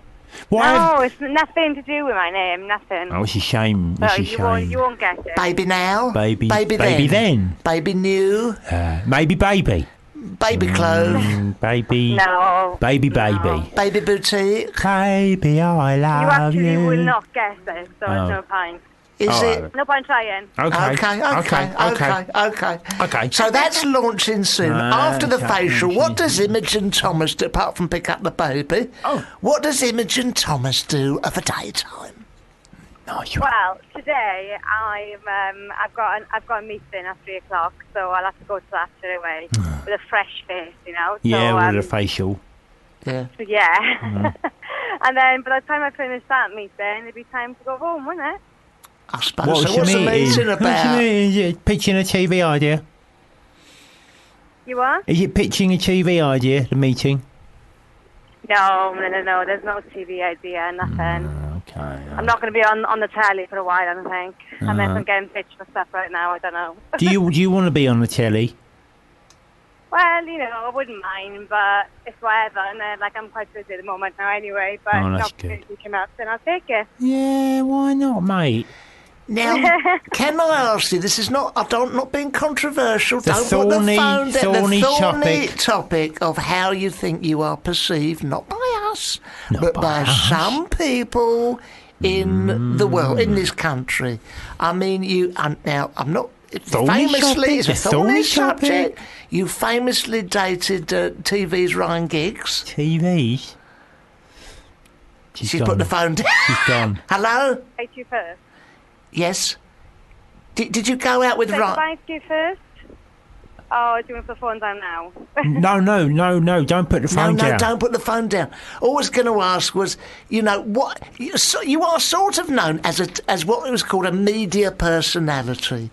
So you've got your clothing range. Is there anything else that you would like to go on television for, to maybe be remembered for something other than the more salacious things you've been, associated with? Hello, Imogen.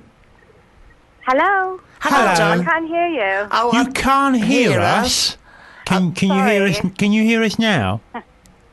Yeah, I can hear you now. The question is really, if there's anything to do with a certain person, then I'm not going to speak about it. So you're not going to that. If you want to change the subject. Oh, okay. That's the silence. Oh, fair enough. Well, all we wanted to ask, then forget about that, is very well handled. Very well handled. Very well handled. We don't have to talk about him. But the question is, are you keen to break free from any bad publicity and move on to more positive things? And if so, apart from the clothing range, what's in the pipeline? That's the way. Well, to be honest, this clothing range has taken up a lot of my time. Yes. So, you can imagine how much stuff is going to be done. So, not a lot at the moment, just that. So, yeah, and I'm busy with it. Do you sit down and draw the clothes? Design the clothes? Do you design them? I am actually designing my own pieces with a designer, so... yeah, she's getting my info to it as well. Fantastic. Nice. And can we expect to see you doing any more modelling on the gentleman's, publications? Lad mag. Leisure pamphlets. Now. You've had enough of that? I just thought, I've done quite well out of it, so it's time to give up that and move on, Have you got any names? Because I'm thinking of getting into that end of the market, What, the leisure stuff? The leisure, Saga, page 3 on Saga. Yeah, they pay Here's good money. Barry, 82. Well, I've never done pastry, so I wouldn't know, but... No, I'm not saying that, but you have done Maxim, have you done? And, I've done Maxim, yeah. Loaded? No, haven't done Loaded. I've done Loaded. And you. Have you? Yes, I have, yes. I love your stuff you've done in Razzle, Angelos. That was some of my writing. Yes. I would have loved to have seen these pics. Can I Google them? Google away, my darling. Google away, get on there. Yeah. Okay. Now, look, can I just say something which I've just noticed, and this is lack of effort on my part, but I've just realised you climbed Kilimanjaro in 2011 to raise money for charity. How the hell was that? No. Oh, no. It's, basically, I did try.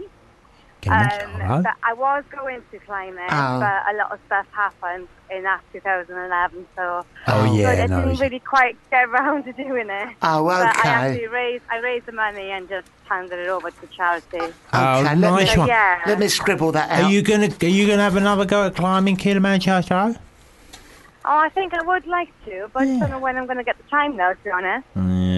We had Sophie Anderton in here earlier, not today. Oh, yeah. And she's going up there and all. Everyone's going up Kilimanjaro. Yeah. Why don't you find another mountain to go up? Just go. I haven't got time to do it. No, right try now, Muswell Hill nice. for kick-off. Yeah, Muswell Hill's good. Hill's pretty I steep. love Muswell Hill. It's pretty steep up there. Nice view. Get your crampons. Now, look, Imogen, it's been a joy to speak to you. I hope we didn't stray into dodgy territory. It was very well handled. Very, very well handled. Very well. You must be used to handling all that stuff, though. So you know. I'm well trained now. Hats off to you. Hats off to you. Okay, darling. Well, it's lovely to speak to you, and good luck with the clothing range. Yes. You're one of my favourite women in the world. Yeah, no, we've enjoyed having you on here. You say that to everyone? No, though? we don't. You're very attractive. You're the first person we've said that to, so, you know. Oh, lovely. Lovely, okay. Well, we'd like to see you in here at all. Yes, if you want to come back on the radio show and come in, because you only live in Chelsea, so it's only up the road. Please come. If you want to bring your baby, bring them, bring whoever you want. Yeah? Yeah, we'd like that. More the merrier. One day. All right, well, look, good luck with the meeting. You won't tell us what it is. No, but secret anyway, meeting. Best of luck. Probably with MFI or MI5. Good luck, my darling, and thank you. Guys. Thanks for joining us. She was ever so nice, wasn't she? Bye-bye, darling. Bye-bye. She was ever so nice. That's Imogen Thomas and her clothing range. She won't tell the name of the clothing range. She won't tell us what meeting she's going to. And that interview must have been about 15 minutes. And, you know, we got pretty much nothing out of her. So it's not bad. Not a bad job we done there. And we weren't allowed to mention a certain person from Man United, Ryan Ferguson. And we won't be mentioning that. No. Fubar Radio. Angelos Epithemiou. I now move to the mystical world of the astrology. I love all this, What is your star sign, please? As you well know, my star sign is Aquariums. Aquariums.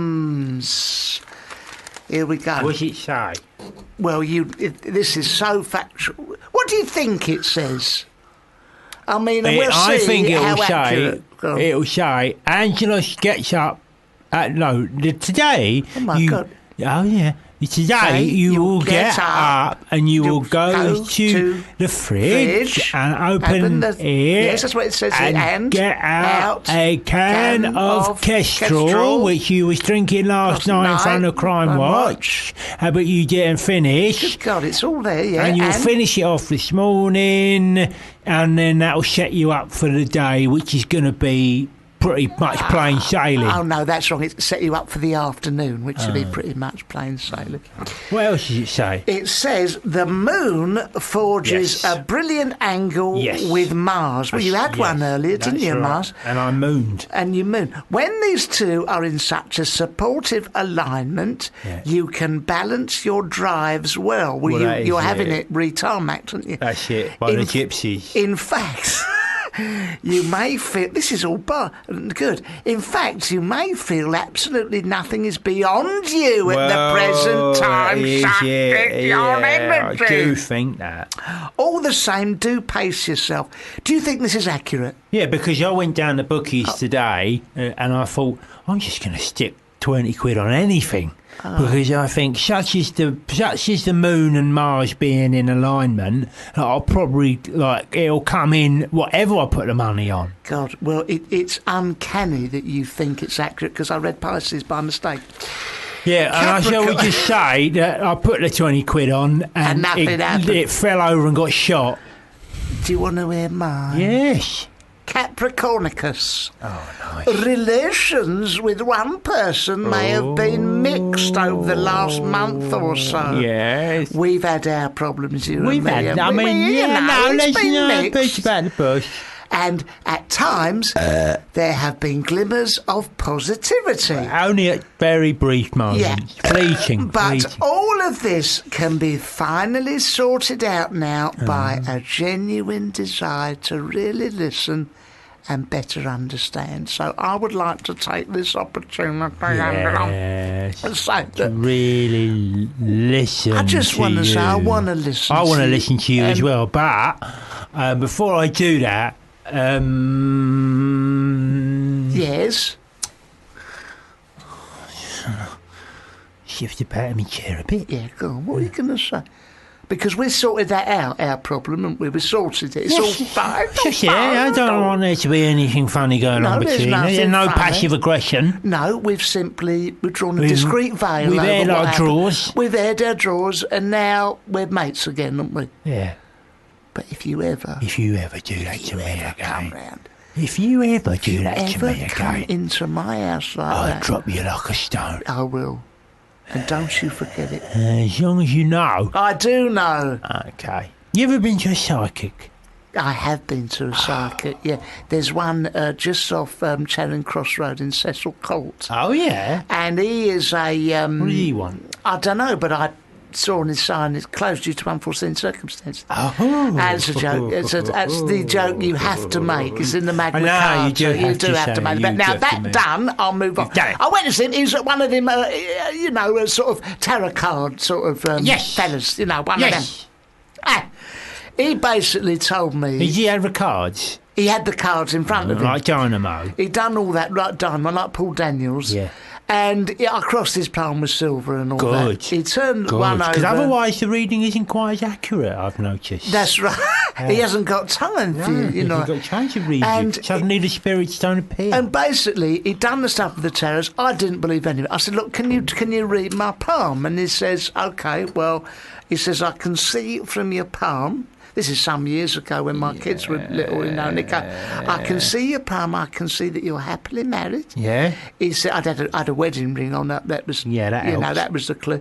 He says, I can see you've got a young child. I said, good God. He said, you've got a boy? I said, yeah. He said, he's very, very young. I'm imagining he's still a baby. I said, yes. He's 12, he's just a year old. I said, can you tell that all from my hands? He said, no, you're very hands-on, aren't you? You help her. I said, can you tell that just from my life? And I said, no, you've got shit under your fingernails. Oh, you clean them. And I hadn't cleaned them, you know. That's the only thing they could have come from. And also... Well, I did, also around with the dog. Around with the dog.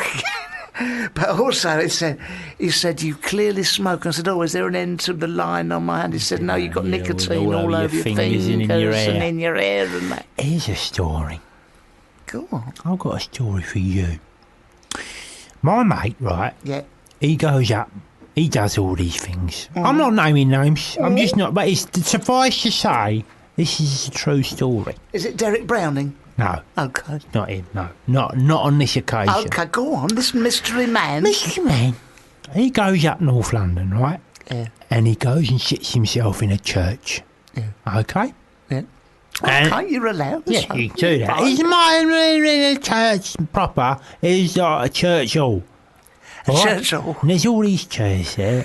And this psychic is in this church hall, right, doing one of them meetings where they get messages from people from the dead. From the other side. From the other side, who's passed over, and they pass messages to people in the audience. Okay, are you with me? Yes, I am. Okay. So, they have the meeting, and she's been passing all these messages on, right, to people what have died, yes, and passing them on to everyone in the place. Yes. At the end of the talk, right, of the seance, she said, now, is there anyone here who hasn't spoken who wants me to speak to anyone who's dead? Yeah. And me mate puts his hand up at the back. And she said, yes, you. He said, yes, I would like to speak to the ghost of Lord Olivier. Oh, yes. The actor. The actor. Very famous. She said, hang on a minute, hang on. She just sort of wiggles about a bit, you know, for a moment. And then she says, OK, he's here. He's with us. Lord Olivier is with us. What do you want to ask him? So me mate says, Lord Olivier, when you was alive... Yeah. You said the greatest living actor of your generation was Charlie Chaplin. Yes. Now that you're dead, who is the greatest living actor of my generation? Oh, yes. And Lord Olivier, via the mystic, the medium, says, quick of flash, without batting an eyelid, said Jackie Chan.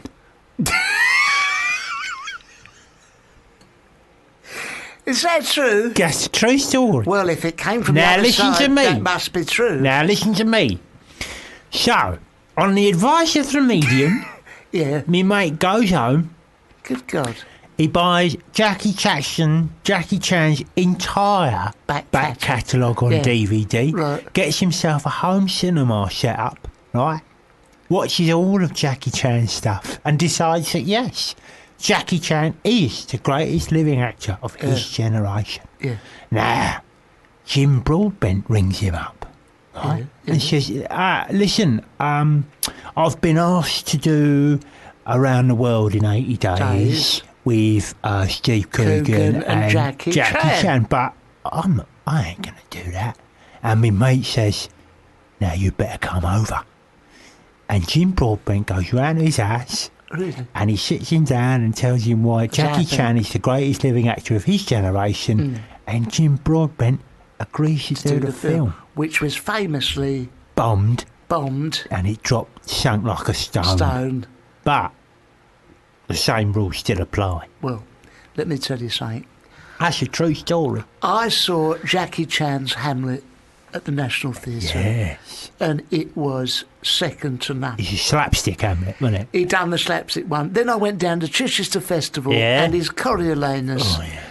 Chan, Nicholas de Jong in The Guardian, but Chan's Coriolanus, or Coriolanus, as he called it, is second to none. Cannot be beaten. I've since seen him. He's going to be doing Peer Gynt at the Old Vic. Miss Julie. Next to him, driving Miss Julie. And he's doing all that. And didn't we have someone in that was doing Miss Julie? The other Susanna Shaw. About being Miss Julie. Miss Julie.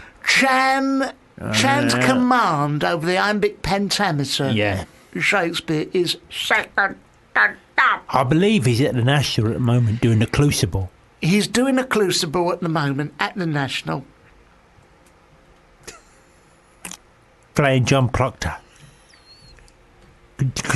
Crucible. And he's going to be, he's going to the States, he's doing it off Broadway. He is one of this country's finest actors. Greatest living actor. I always remember hearing the story. As stated by Lord Olivier from Beyond the Grave. It cannot be, cannot be disputed.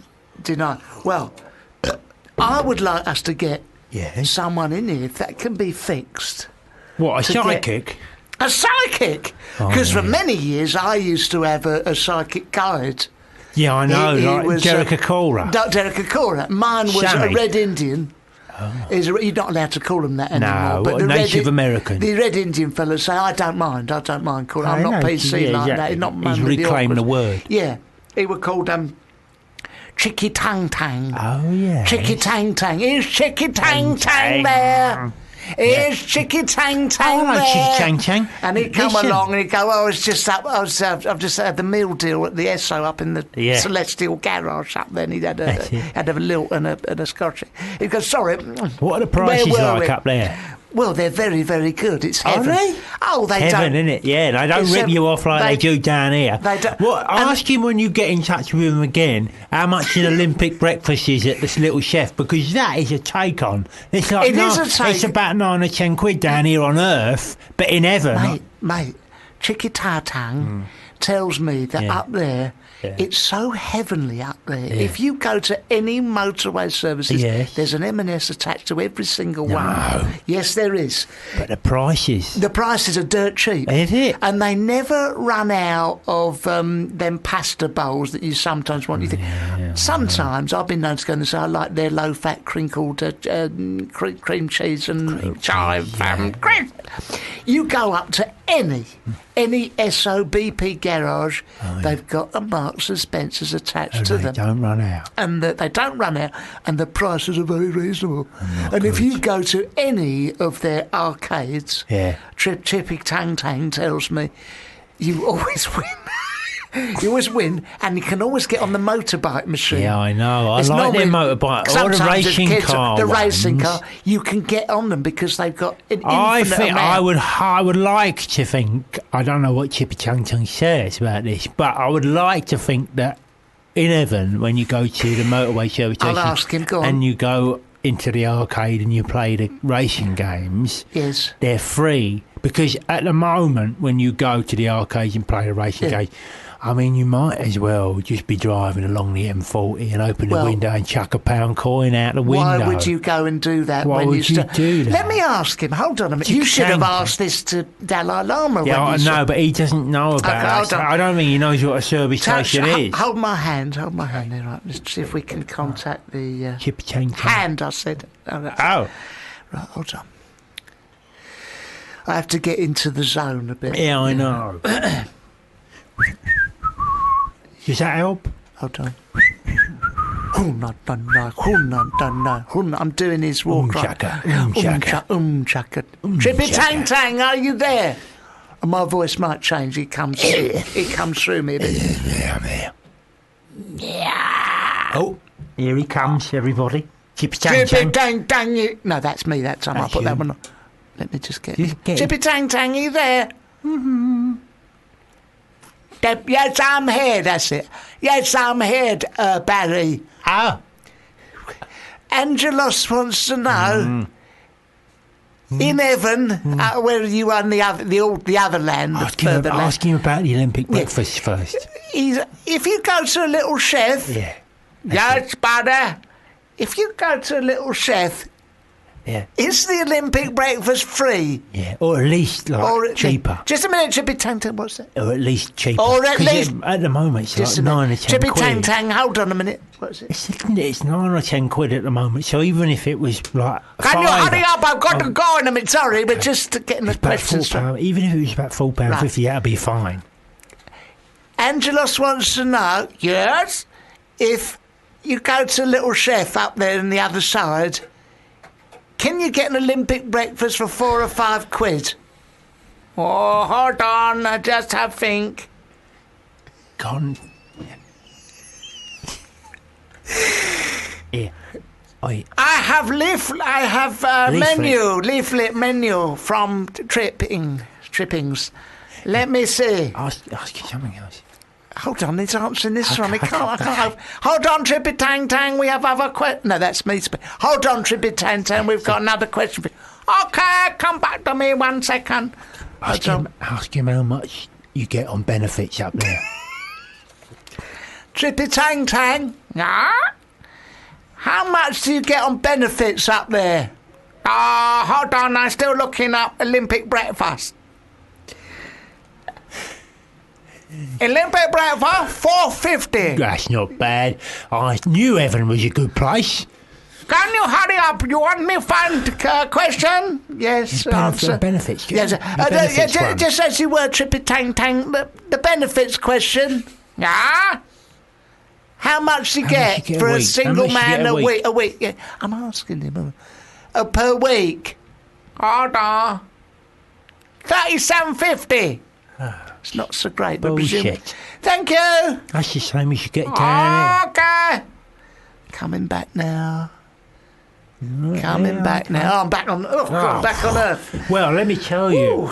Trippy Tang Tang said. What did he say? The Olympic breakfast is £4.50, which I was hoping to be the case. But benefits is still the same. Okay. $37.50 up there. Presumably you don't need so much. I don't know. Benefit. I don't know. We couldn't ask him about housing benefits and all that stuff. We'll get him another time, maybe. Get him another time. Okay. Yeah. That's amazing. When I said all that coming out of my mouth, I didn't even know. I was in a daze. You're in the zone, mate. Oh my goodness. Listen, we're going to come back with some more incredible psychic stories after the Bangles Walk Like an Egyptian Man. Nice. Ancient Egyptians, they were in all this, weren't they? Perhaps we'll speak to an ancient Egyptian after this. Walk like an Egyptian. Imagine if you walked down the road like an Egyptian doing that funny walk. They do like that.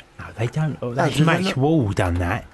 Our Egyptians just walk normally. Oh, do they? They can't walk around like that. What are you going to get done? You know that one. Who were the ones who done the sand dance? Max Wall. Yeah, no. Before that, there's another one. Oh. Betty Keppel, and don't they? Remember them, Keppy? Anyway, that's Walk Like an Egyptian. We was looking at what's on telly later. There's, 15 to 1 and all that sort of carry on. You can find it. I like that Homes Under the Hammer, you know. Oh, do you? You ever watch that? I know what you mean. It's part of a whole housey, segment during the day, isn't it? Where they go and film old houses. Yeah.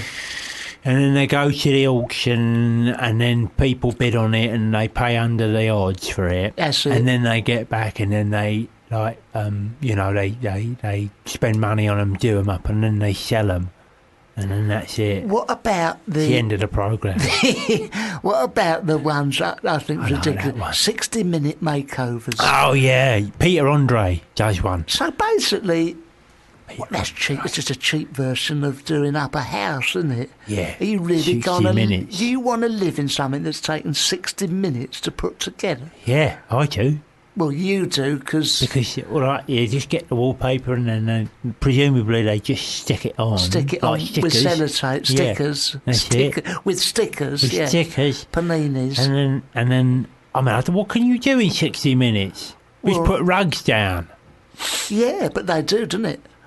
I'll tell you what. I need to watch one of them shows to really get an idea of what's going on. Or else they just get thousands of people in the house doing little jobs all at once. Thousands of people. It. Getting some children in, their little hands, they can get into nooks and all that. Making the carpets. Yeah, and when the person comes back in the house, there must still be wet paint everywhere and things not hammered in properly. Ridiculous. Stupid, it's like Cowboys. But we're like a game show, don't we? A game show. Where the money is to come up with a new format. With your own thing, innit? Yeah. What about, they done Mr. and Mrs. I always like Mr. and Mrs. Yeah. You're going out for an evening. Yeah. What does she generally dress up? Yeah. Does she dress up at all, or does it depend very much on the occasion? Well, I think it depends very much on the occasion. Yeah. Well, come out here, you. Oh, we've been hearing all about you, Margaret. Now, we asked Barry if, you're going out for an evening, it's just a casual. Do you generally dress up for an evening? Do you not dress up at all? Or does it depend what the occasion I is? never dress up at all. Oh, unfortunately, we're going to have to kill you for that one, because you got that wrong. Yeah, and then, so Hunger Games, that's a good game show, isn't it? Yeah, Hunger Games meets Mr. and Mrs. with Derek Bassey. Hello, everyone. Welcome to the Hunger Games Mr. and Mrs. special. Yeah. And basically, you have a sort of dolly bird there who hands him the cards and all that and shows you to the cubicle. When she comes in, she's got a baseball bat, and if you get any of them right, you just smack you around the head, and you lose a tenner. Yeah. Yeah. So, Angelos, you've hired a lady for the evening. Yeah. You don't know her terribly well, but she's in the booth now. Okay. Would you say her name is A. Katerina? Let's have a look at her. B, you don't necessarily, might have been told her name. Yeah. B, Lady 2, or C, doesn't matter. Can you tell us? Well, if you're asking me what her name is, I think it might be Katerina. Okay, it normally is. Come out, lady. She comes out. She comes out to the thing. Hello, do you speak English? Not really good, no. Now, Angelos has hired you for the evening. Do you think he could remember your name? When we asked him, is it A, Katerina, B, Lady 2, or C, doesn't matter? The answer is C, it doesn't matter. He can call me whatever he wants. I like that. It's a good game. It's a good game, isn't it? Yeah. And what other questions you want to ask? Okay.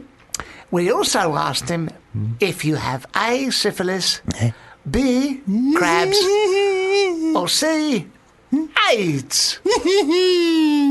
Well, on this occasion, I have none of those. That is correct. That was a prerequisite for hiring you for the evening in the first place. To anyone who's offended by that last bit, apologies, I got carried away. And the third question to win a £15 voucher for the beef feature in Ruislip is this. What? At the end of the evening, if Angelos is prepared to offer you a prawn cocktail starter, Yes. a 6-inch pizza Yes. for main course, and we'll even stretch to an ice cream, would you A, give him a kiss, B, bunky, or C, girls who like boys to be girls style? Well, for pizza, prawn cocktail and pudding. I think it's a little bit bangy. Well, thank you so much for coming, Katrina. It's been absolutely fantastic to have you here. Angelos and you are going to have a lovely meal at the beef eating and ice lip. And haven't they been absolutely wonderful, ladies and gentlemen? Please give it up once again for Katrina and Anya. Join us next week when we're coming from Norwich. You join us next week where we'll be having some Korean prostitutes on the show. I tell you what, we should sell that as a form. Mr. and prostitute rather than Mr. and Mrs. Mr. and escort. Mr. and escort. Be nice to each other for at least 3 or 4 hours. Mr. and escort. Be careful of the pimp. Think of your future. Don't let it get on the internet. Hide your bill from your wife. Kiss one another. That is extra. Nothing intimate. That specifies. Don't get emotionally attached. Or we could do mermaiding with Philip Schofield hosting. Yeah, good Anyone idea. who look up mermaiding. We found that out last show, didn't we? Future mermaiders. Future mermaiders. Mermaider in England. Mermaider in Chelsea, that's a yes. Mermaider in Chelsea. My God. My God. Well, that's a show waiting to happen on London Live. I wonder whether there are any other formats for shows, you know, like there's The Weakest Link. Yes. What other ones do we... some of the shows I always like... That's the sound of Angelos rubbing his beard on the microphone, for anyone who's wondering. Now, what about... I always used to like Strike It Lucky with with Barrymore. Oh, before he let himself down. Yeah. Yeah, it's a shame, isn't it? Been very careful with that one. I was like... Although it was a bit complicated, wasn't it? Top, middle or bottom? Top, middle, it got complicated, and it was like freeze. You stopped on certain ones. Oh, right, I'll ask you a question. Top, middle or bottom? Oh, what is a hotspot? Hotspot's not. Yeah, what was I don't complicated? know. Yeah, well, it wasn't that complicated. He spent most of his time with the guests making and like jokes. falling over And making them look silly. lifting them up and stuff. That's it. You know, chucking them I about. always liked Barrymore. He was good with the old people. And he used to go to the shopping centres and entertain. He went to shopping centres. Yeah, but people like us. My kind of people. That's it. That sort of My thing. kind of people. Before he let himself down. Yeah.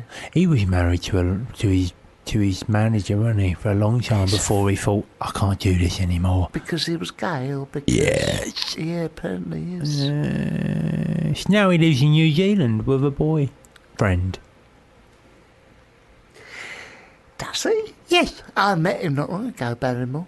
Absolutely true. At the Soho Theatre, we'd done a sort of sitcom thing, writing thing. It was ever so nice. Oh, I'm sure. Ever so nice. He's addicted to football. He said he had a house near Wormwood Scrubs. Oh, up the Scrubs, Up the Scrubs, and he used to go on the waste ground there where I believe QPR are going to build a new stadium in West London. Oh. And he said that he could watch any kind of football. Any kind. Look, just kids kicking around. He loved it. Okay. And,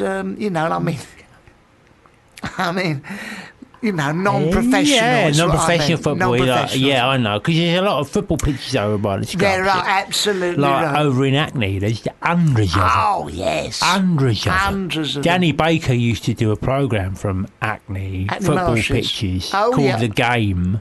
And he used to just film pub football teams playing football. I mean, the standard was pretty atrocious. Barry, it's atrocious standard. They're all pub teams and overweight men, and what. But it was, and they played for the Dick Coppock Cup. That was the name of the cup they played for. Yeah, you see. And then we're going back to 1989. Oh, you're going way back. 1991. You're going way back. What I'd like to see is a superstars competition, but with those very people from pub teams. Yes. Where you said Brian Jacks doing the sit-ups and all that business. You now have Dave from the pub. Yeah, trying to do the same thing. I think it would be a much shorter programme, I'll be honest with you. Or, Dave, pub Olympics sort of thing. Yeah. How many can you down? Can you get a chaser in there? That's it. How many times? How accurate can you be with that dart? Pissing from the door of the toilets into the trough. Yeah. And you maybe have to clear an obstacle. That's a nice idea. Sort Olympic sport, yeah. Who is the brainiest on the Chris Tarrant Who Wants to Be a Millionaire Here's your machine? Here's your question, Phil. Go on. Snooker, sport or pub game? Good question. Okay. Good question. Well, you could say the same about darts. Oh, I do say the same about darts and sport. Bowling. I'm gonna say yes. It does require a certain amount of athleticism. You've got to get your body into a certain. Let me finish a certain position to do it. Right. But. Yeah, I mean, it's a sport. It's a game as any other. It's got a bit of skill. It's got a lot of skill. Skill attached to it. Yeah. But so does chucking a horseshoe around a stick on the ground. Exactly. Well, that's not an Olympic sport. Well, hold on. They change Olympic sports all the time. 1 minute the wrestling's going to be in it, the next minute it's not. You don't know where you are. You don't know where you are. Yeah, I don't know what to apply to get into. Because I want to be in the Olympics, and I thought, I'll do the wrestling, next time. Do you know how to do a Boston Crab? Of course I bloody do. It's on YouTube. All you got to do is look it up on YouTube, and then have a go at it, and your quiz in, mate. Why don't we get you in a leotard? Yes. On at the Fairfield Halls Croydon? Yes. Up against Ravishing Rick Rude, or Les Kellett. Dropkick Johnny Peters. Oh, Johnny Quango. Yeah. What about Kendo Nagasaki? Oh, any of them? Les Kellett, I've shed him. Kellett. Johnny Quango, Master of the Flying Headbutt, he was. David Solomon Bond. The Cat Weasel. Adrian Street. Oh yeah, Adrian Street. You know any of them? Yeah. The Soul Brothers. You would Dave Finley. Yeah. Johnny Brookside. Ooh. You get any of them? Johnny Saint. Johnny Kidd. Oh, Jackie Pallow. Crybaby Jim Briggs. Oh, Crybaby Jim Briggs. That's right. Yeah. Kent Walton. Yeah, right. He's just a commentator. You The don't have Irish to Whip. Yeah, exactly. But if you want to do a bit of that, I could enter you for the Olympics. Daddy, of course. Haystack, that's a given. Haystacks and Daddy. Haystacks and Daddy. In Simon Garfield's book of the wrestling, yes, there's a very sad story of how Big Daddy killed King Kong Kirk. Mal King Kong Kirk. Mal killed Kong Kirk at Hornsey Town Hall. Of course, nowadays you wouldn't get that at Hornsey. It's all a load of Pontiacally type, holding joss sticks and organic olive breads, with beards and that. Skinny jeans. All them lot. However, back in the book, day, there's a very sad bit, and they've been fighting over, and there's a bit in it where Big Daddy's there with his brother Max Crabtree, of course, the famous promoter, and Brian Crabtree was the referee, of course. And they had it all shown up. And there's a bit in the show where it says we were just coming over that bit between Newark and the Norfolk Broads. Yeah. And we had to, this is before the days of mobile phones, and we had to stop by the side of the road, get in a call box, and Shirley Crabtree, of course, Big Daddy, had to phone up King Kong Kirk's wife, who's a German lady, and tell her that we just killed him in the ring. In the ring. Very, with very the sad. splash. With a Big Daddy splash. How that come about. Do you know, before King Kong Kirk was going to go and fight Daddy. Yes, go on. On that night. Yes, that's it. The last thing he said to his wife was, I don't want to do this anymore. You've read exactly the same book as me, haven't you? I don't read, but I've heard that story. He's just nodded to me, go, yes, yes, I've read that book, yes. It's a fabulous book, It's a good book, isn't it? Fabulous book. Yeah. It's a good book. If anyone wants to read anything about wrestling, then read that book. Now, okay, in a minute, we're going to speak to someone who wants to speak to us on the phone. Is that Who right? is it? Who is this person? What's your name? Who? Ash. Why can't I hear her through them? It's very upset because what happens is it comes through on these headphones and I'm distracted. Yeah, but I can't hear it. I can't hear her say anything through my headphones. Someone called Ash is coming on and wants to talk to us. We'll find Sure, out. the name is that. I'll tell you what Ashley. we'll do. I'll tell you what we'll do. Go on, pretend we're not here. During the conversation, it's just for our listeners, we'll try to get in various words that she don't know. Constantinople. Yeah. Now, what about stuff that's of a theme? Breakfast. Breakfast sausages. And breakfast goods. Join us after the break. See, and then we'll see how many we got You in. get in without the person that's noticing. a good It's a idea. great idea. At last, some good gold. idea. Join us in a minute where Ash gets on the phone. We've It's had going to an be idea. fantastic. Bum, ba, bum, bum. Michael Jackson. Whatever knew happened it, to him? I don't know. You don't hear so much from him nowadays, you do you? don't. You don't. Lieutenant Michael Jackson from the Allied From the war. from the war. He smokes cigars. Now we are now going to speak to it's not very Ash, exciting. it's someone called Elliot, and don't forget the breakfast thing. The breakfast thing. Hello, Elliot. Hello, Elliot. Sausages. Hello. Oh, hello, mate. We've spoken to you before, or is my brain scrambled? Nah. Yeah, I spoke to you before, yeah. Oh, You sorted me out, you sorted me out before, yeah. Have we? Yeah, What's I had a happened? problem, like, what was the problem? Just remind us. I had trousers, I couldn't get trousers. I'm alright now, I've had loads of donations ever since the call. Oh, we remember And, you. Annika Rice come round, and it's all been sorted. Okay, fantastic. So- Elliot, just writing down here, trousers. So you've got some trousers that fit. That's correct. Yeah. What That's not stuff? what I called. I didn't call because I had my problem solved. Oh, okay, But something thanks, new. guys, yeah. No, in fact, I've got another problem. We've kept that But one at thanks for that, bay. sorted that. Yeah, that's out the way. Go on, and now then. I've got another one, because they come at once, don't they? Okay. They do come at once, these problems. It's not a problem about your shreddies. Yeah. So, what it is now, I've got, like, I can't walk to the left. I can't turn left because Right. of my ankle. Right, And I've been to the doctors. He said it's neurological. right. Yeah. And Lance, my mate, who's, like, a bit mystical, says my chakras are not aligned. Okay. Right. Okay.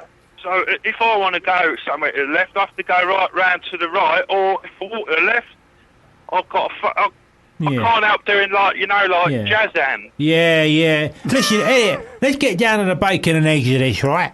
What do you think the problem is? I thought it was medical, like neurons. Yeah. But What, now your brain I'm starting and to that? think I thought Lance is right now. Yeah, well, because of your chakras and that. Eh? Because of your chakras and that. Yeah, my chakras has gone out. I put my chakras out, and I can't. It's also I start talking funny, like if I'm walking to the left, like Peter Powell, you know the Yes, DJ. yes. Peter I Powell, talk like him, and yeah. I've got all jazz hands. Yes. And it's no good when I play football. If I want to run down the right and cut in on the left, I look stupid with my jazz hands. Yeah. I've got two words for you. Yeah. Maple syrup pancakes. Yeah. Yeah. That's- Now listen, That's three words. about this problem, right? Have you thought, like, turning left, what have you? Hello?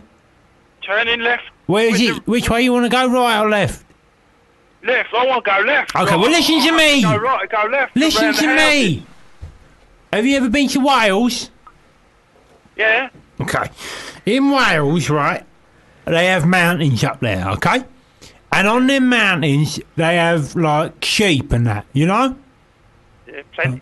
Yeah. Now, it's not a coincidence that these sheep stand on the side of the mountain and they only walk in one direction all the way round the mountain, don't they?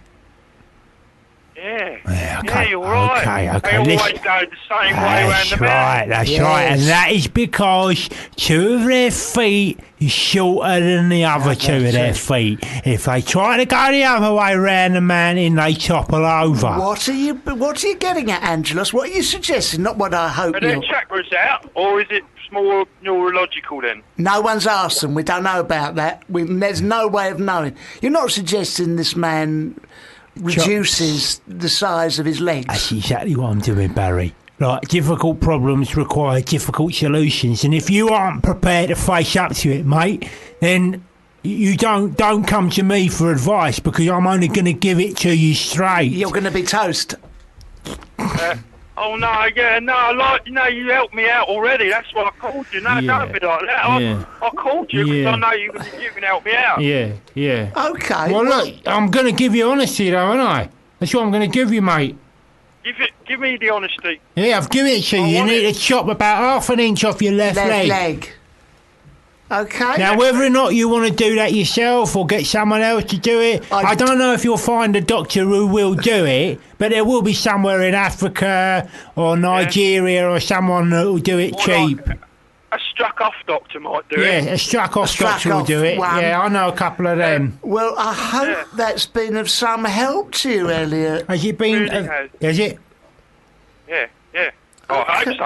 I'll tell you next time. Or you could try just not going left. Just go right. Yeah, go right. That's what I've been doing, going all the way around the houses the other way. Yeah, 360. Yeah, 360. Good exercise, mate. Good exercise. Well, it's always a treat to speak to you, mate. If there's anything else you need, anything else, just you know where we are. Yeah. Please, I know, yeah. And tell Lance he's welcome and all. He's welcome and all, you know. Yeah, he's got problems with himself. Yeah, no, he sounds like he looks to the east, doesn't he? He looks to the east for a solution. Solution. He's a wrong un. You don't want to look to the east for the solution. No. Angelos tried that. He went to see the Dalai Lama and it was bloody hopeless. It was really, honestly, he had no advice for me whatsoever. Well, they spit at you, don't they, when they're angry llamas, you know, they nasty things.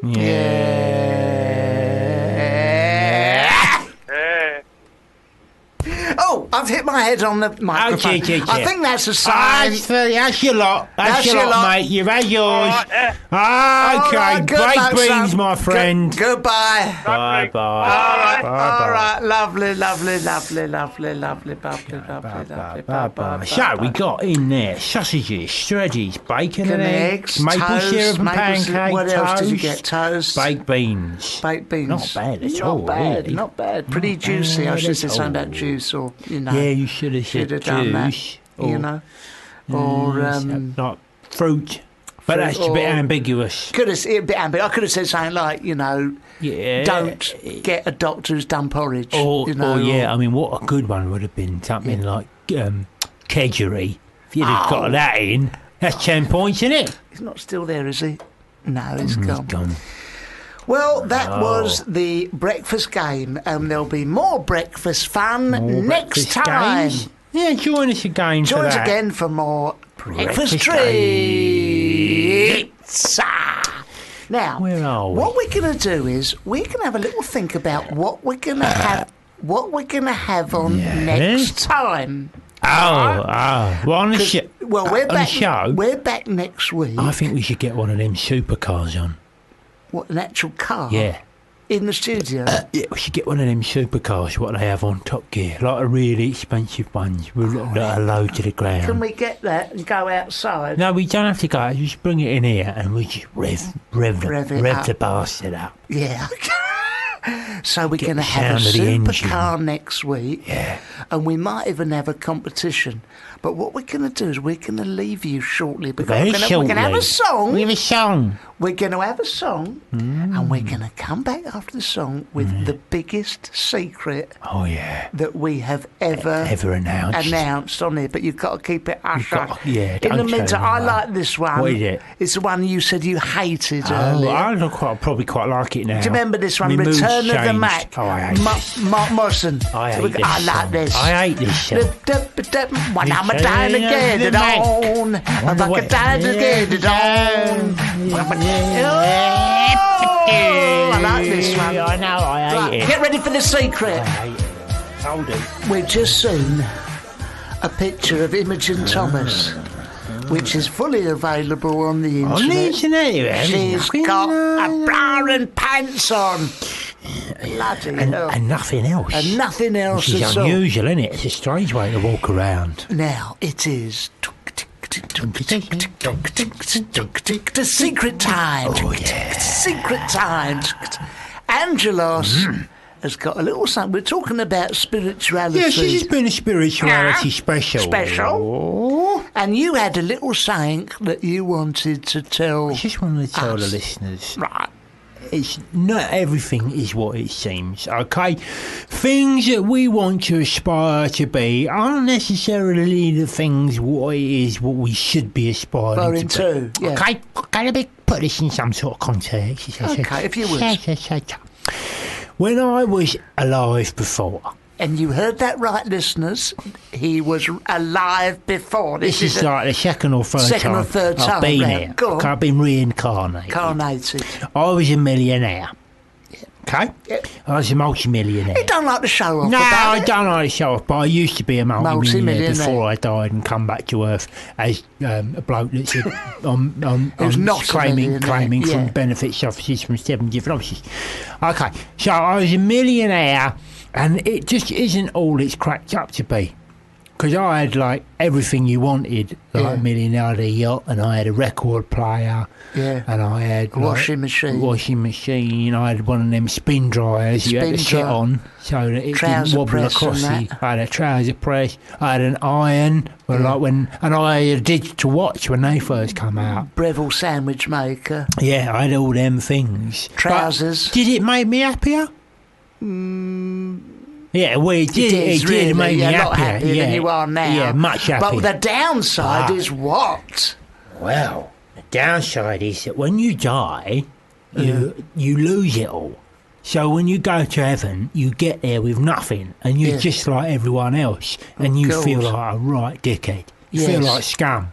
Okay, mixing with all these other people. Yeah. So I thought, well, if I don't have it in my lifetime, then I don't have to lose it. Because once you've got it, it's bloody hard to lose it. And you don't know. You can't go up round in heaven like on yachts and stuff like that. No, you can't. And eating the Olympic breakfast from Little Chef. No, you can't do that. So it brought you down. It brought me down a peg or two. Is everyone naked up there? I mean, heaven? Yeah, because presumably you couldn't take them nice trousers from C&A that you bought. No, I couldn't. Because you have to leave them at the door. Leave them at the door. Because when you get there, you have to take your clothes off. And you're going, look. And initially you think, oh, that's good. Everyone's going to be naked. But it's only when you see everyone naked that you think, oh, I'm glad you wear clothes. Yes. Actually, every now and again you see a good one and you think, yeah. I suppose that makes eternity worth it. Occasionally you'll bump into, say, Dinah Dawes or... Linda Lusardi. Marilyn Monroe, Catherine Hepburn. Yeah. And all that sort of thing. Gandhi. Thora Hird, one of the fat ladies. And... So when you turned up, you're going, oh, I'm a millionaire. Yeah. And God's going, not anymore, mate. No, sorry. You'll have to leave all that at the door, mate. Yeah. And did you, all your collection of... Razzles, you weren't allowed to take them with you? No, they don't let you take that in. No. Your leather-bound Royal Tournament programmes you've had since 1972. I had to sell that. What, at the gates? Or? Well, you can sell it at the gates, or else you can put it in your will and pass it on. Who got that then? Well, I burnt it. Oh, okay. So what happened? It's a big leveller, I expect, up there. Yes, that's what it is. It's the leveller. So did you just, when you got into heaven, just had your personality and not the money to back it? And of course, with my personality, it was a disaster. It doesn't get me very far. Very far. Yeah. Did you make any friends up there? Not really. No. I kept myself to myself, and I thought, I'll just go back and have another go. Did you join any clubs up there? No. Badminton? I tried the Young Socialists. But of course that concept is alien up there, so it's a sort of defunct group. Oh, okay. I'm not a socialist either. No. And you're not down in hell. Yeah, exactly. And I take every bit of money I can get. But it must be boring up there. What sort of things did you do? It's boring up there. You do spend quite a lot on time doing things like badminton and like cake making. And did you have a chance to look back over the previous life and think about some of the bad things you've done as a multi-millionaire? I did have a chance to do that. And what sort of things were you doing that was so terrible? Well, I was stepping on people's toes. You know, like literally, I was stepping on. I was climbing over people to get what I wanted. Yes. You know, and I had a chance in heaven to just stand back and have a look at that behaviour. Yeah. And I thought to myself, no, if I had the chance, I'd do exactly the same thing again, because it is nice spending time on a yacht like that. It's funny you should say that. Yeah. Because in my previous life, I got regressed by Chinga Changa, my Indian... your spiritual guide. Yeah. And I used to be, it turned out, in the early 1920s, I was a tiller girl at the Windmill Theatre in London, Soho. Oh, you got your kit off? I had fishnet stockings. You lucky shot. I was quite well endowed. Do you ever think back to that time now? Think about yourself and have a wank. If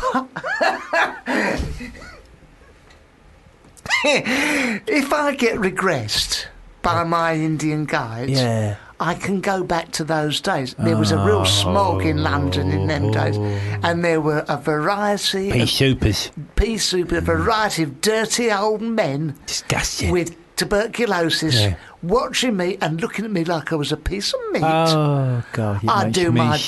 It made me furious. Yeah. And at the time, I was a suffragette. Yeah, of course you were. But a suffragette that took her clothes off, which is a very rare thing. So I would do my eye kicking during the day, and at night I'd be campaigning for universal suffrage. Under horses. Under horses. And I had a very considerate lover I had, Lord of Northumberland, Northumberland Avenue. And he was a very considerate man, and, he was a lovely man. He'd take you out, show you a good time. He took me out. Up the AA club. He'd take me up the AA club. And we would, we'd laugh, we'd throw our heads back, and I miss him in many ways. Yeah. I mean, of course, everyone treated me as just a common slut. Yeah, but I wasn't. You weren't, were you? I wasn't. You knew what you were trying to do. Yeah, of course. Yeah. We had some lovely times, but, now I'm paying for it, really. Yeah. What, in Watford? Yeah. With Margaret? With Margaret, been stuck with her. Yeah. I was a very beautiful woman with sleek hair, a firm bust, but a massive cock. That was the curious thing. Very strange. Yeah. You were given the best of both worlds at the time, but you didn't. You couldn't see it. You couldn't see it. You just saw yourself as a freak. I used to go on a Victorian freak show. Yeah, make some money. Make some money. Yeah. But we got women's rights. We did. We got the votes. Thank God for that. And it's all down to you and your cock. Yeah, and the Duke of Northumberland Avenue, But, you live and learn, don't you? Happy days, mate. How are you repenting now, then? What do you do now? You do a bit for charity, don't you? Well, yeah, I do a lot for charity, and I think we covered a lot of that last week, with me wandering through London with me balls in my hand for mental health charities. Yes, and, that's it. I've got nothing else to say about charity. Ladies and gentlemen, covered it all. We've covered it all. We're pretty exhausted now, and let's not forget we've had about 4 or 5 lives before this, so it's no wonder. That's right. We get to this point. We've lived about 300 or 400 years, haven't we? So if you thought the earlier part of the show was funnier, that's because we're tired. Yeah, we're tired now. I mean, Angelos, you're about 200,000 years old now, aren't you? I'd have thought so. Yeah. I mean, not physically, we understand, no, but spiritually. Yeah, 200,000 years old. So, I'm at one with everything. Yeah, which is why I can go into Curry's and take what I want, because I'm at one with it. At one. Well, look, we're going to say the night now. We're going to finish with a cracker of a song. What is it? It's by George Michaels. Oh. It's called Too Funky. Oh, I don't know that one. Is that one he done in the bogs? No, that was Filthy Muckiness. Okay. It's a similar thing. That was... this is the one where he crashed in front of the... Snappy Snaps in Hampstead. Yeah. No. And someone spray painted Wham! Where that's where brilliant. He hit the building. That is brilliant. Isn't it good? Oh my God, that's good. Good. No, it's too funky. It's from his... Is that from that period when he was straight? Or I don't know. That was quite a long period, wasn't it, that? No, he was gay when he done this. He was gay, right, well. Too funky. And he's coming up now. We're going to say goodbye. Next time, we've got all the greats on. We've got the supercar on. We've got the supercar. We've got King Kong from the Africa. Films. From the films, he's coming on. We've got Portishead coming on. We have got Anthony Head coming on. Oh, yeah, we have. And we've also... got the owner of Headmasters, got the hair salon. The man who was so delighted we referenced CNA earlier. He's coming on. Yeah. Charles Aznavour. We've got Nicky Clark, Charles Atlas. We've got Charles Atlas coming on. But most of all, we have got Godzilla. The incredible Godzilla and his friend, the Incredible Hulk, who'll be here next week. So get your questions in up for Brian Cant and the Incredible Hulk. Chucking stuff out the window for you. Until then, it's good night. And God bless from us and Georgie Mikes. Bye-bye. With bye-bye. Too Funky. Too Funky. Wouldn't it be terrible if we... What? Left the microphone up and just started having a go at him. Having a go at him. Having a go at George Michael. For his driving. Yeah, it'd be awful. And his spliff smoking. Yeah. Isn't it funny he fell out of the car on the motorway? Yeah, fell out of the car. Crazy.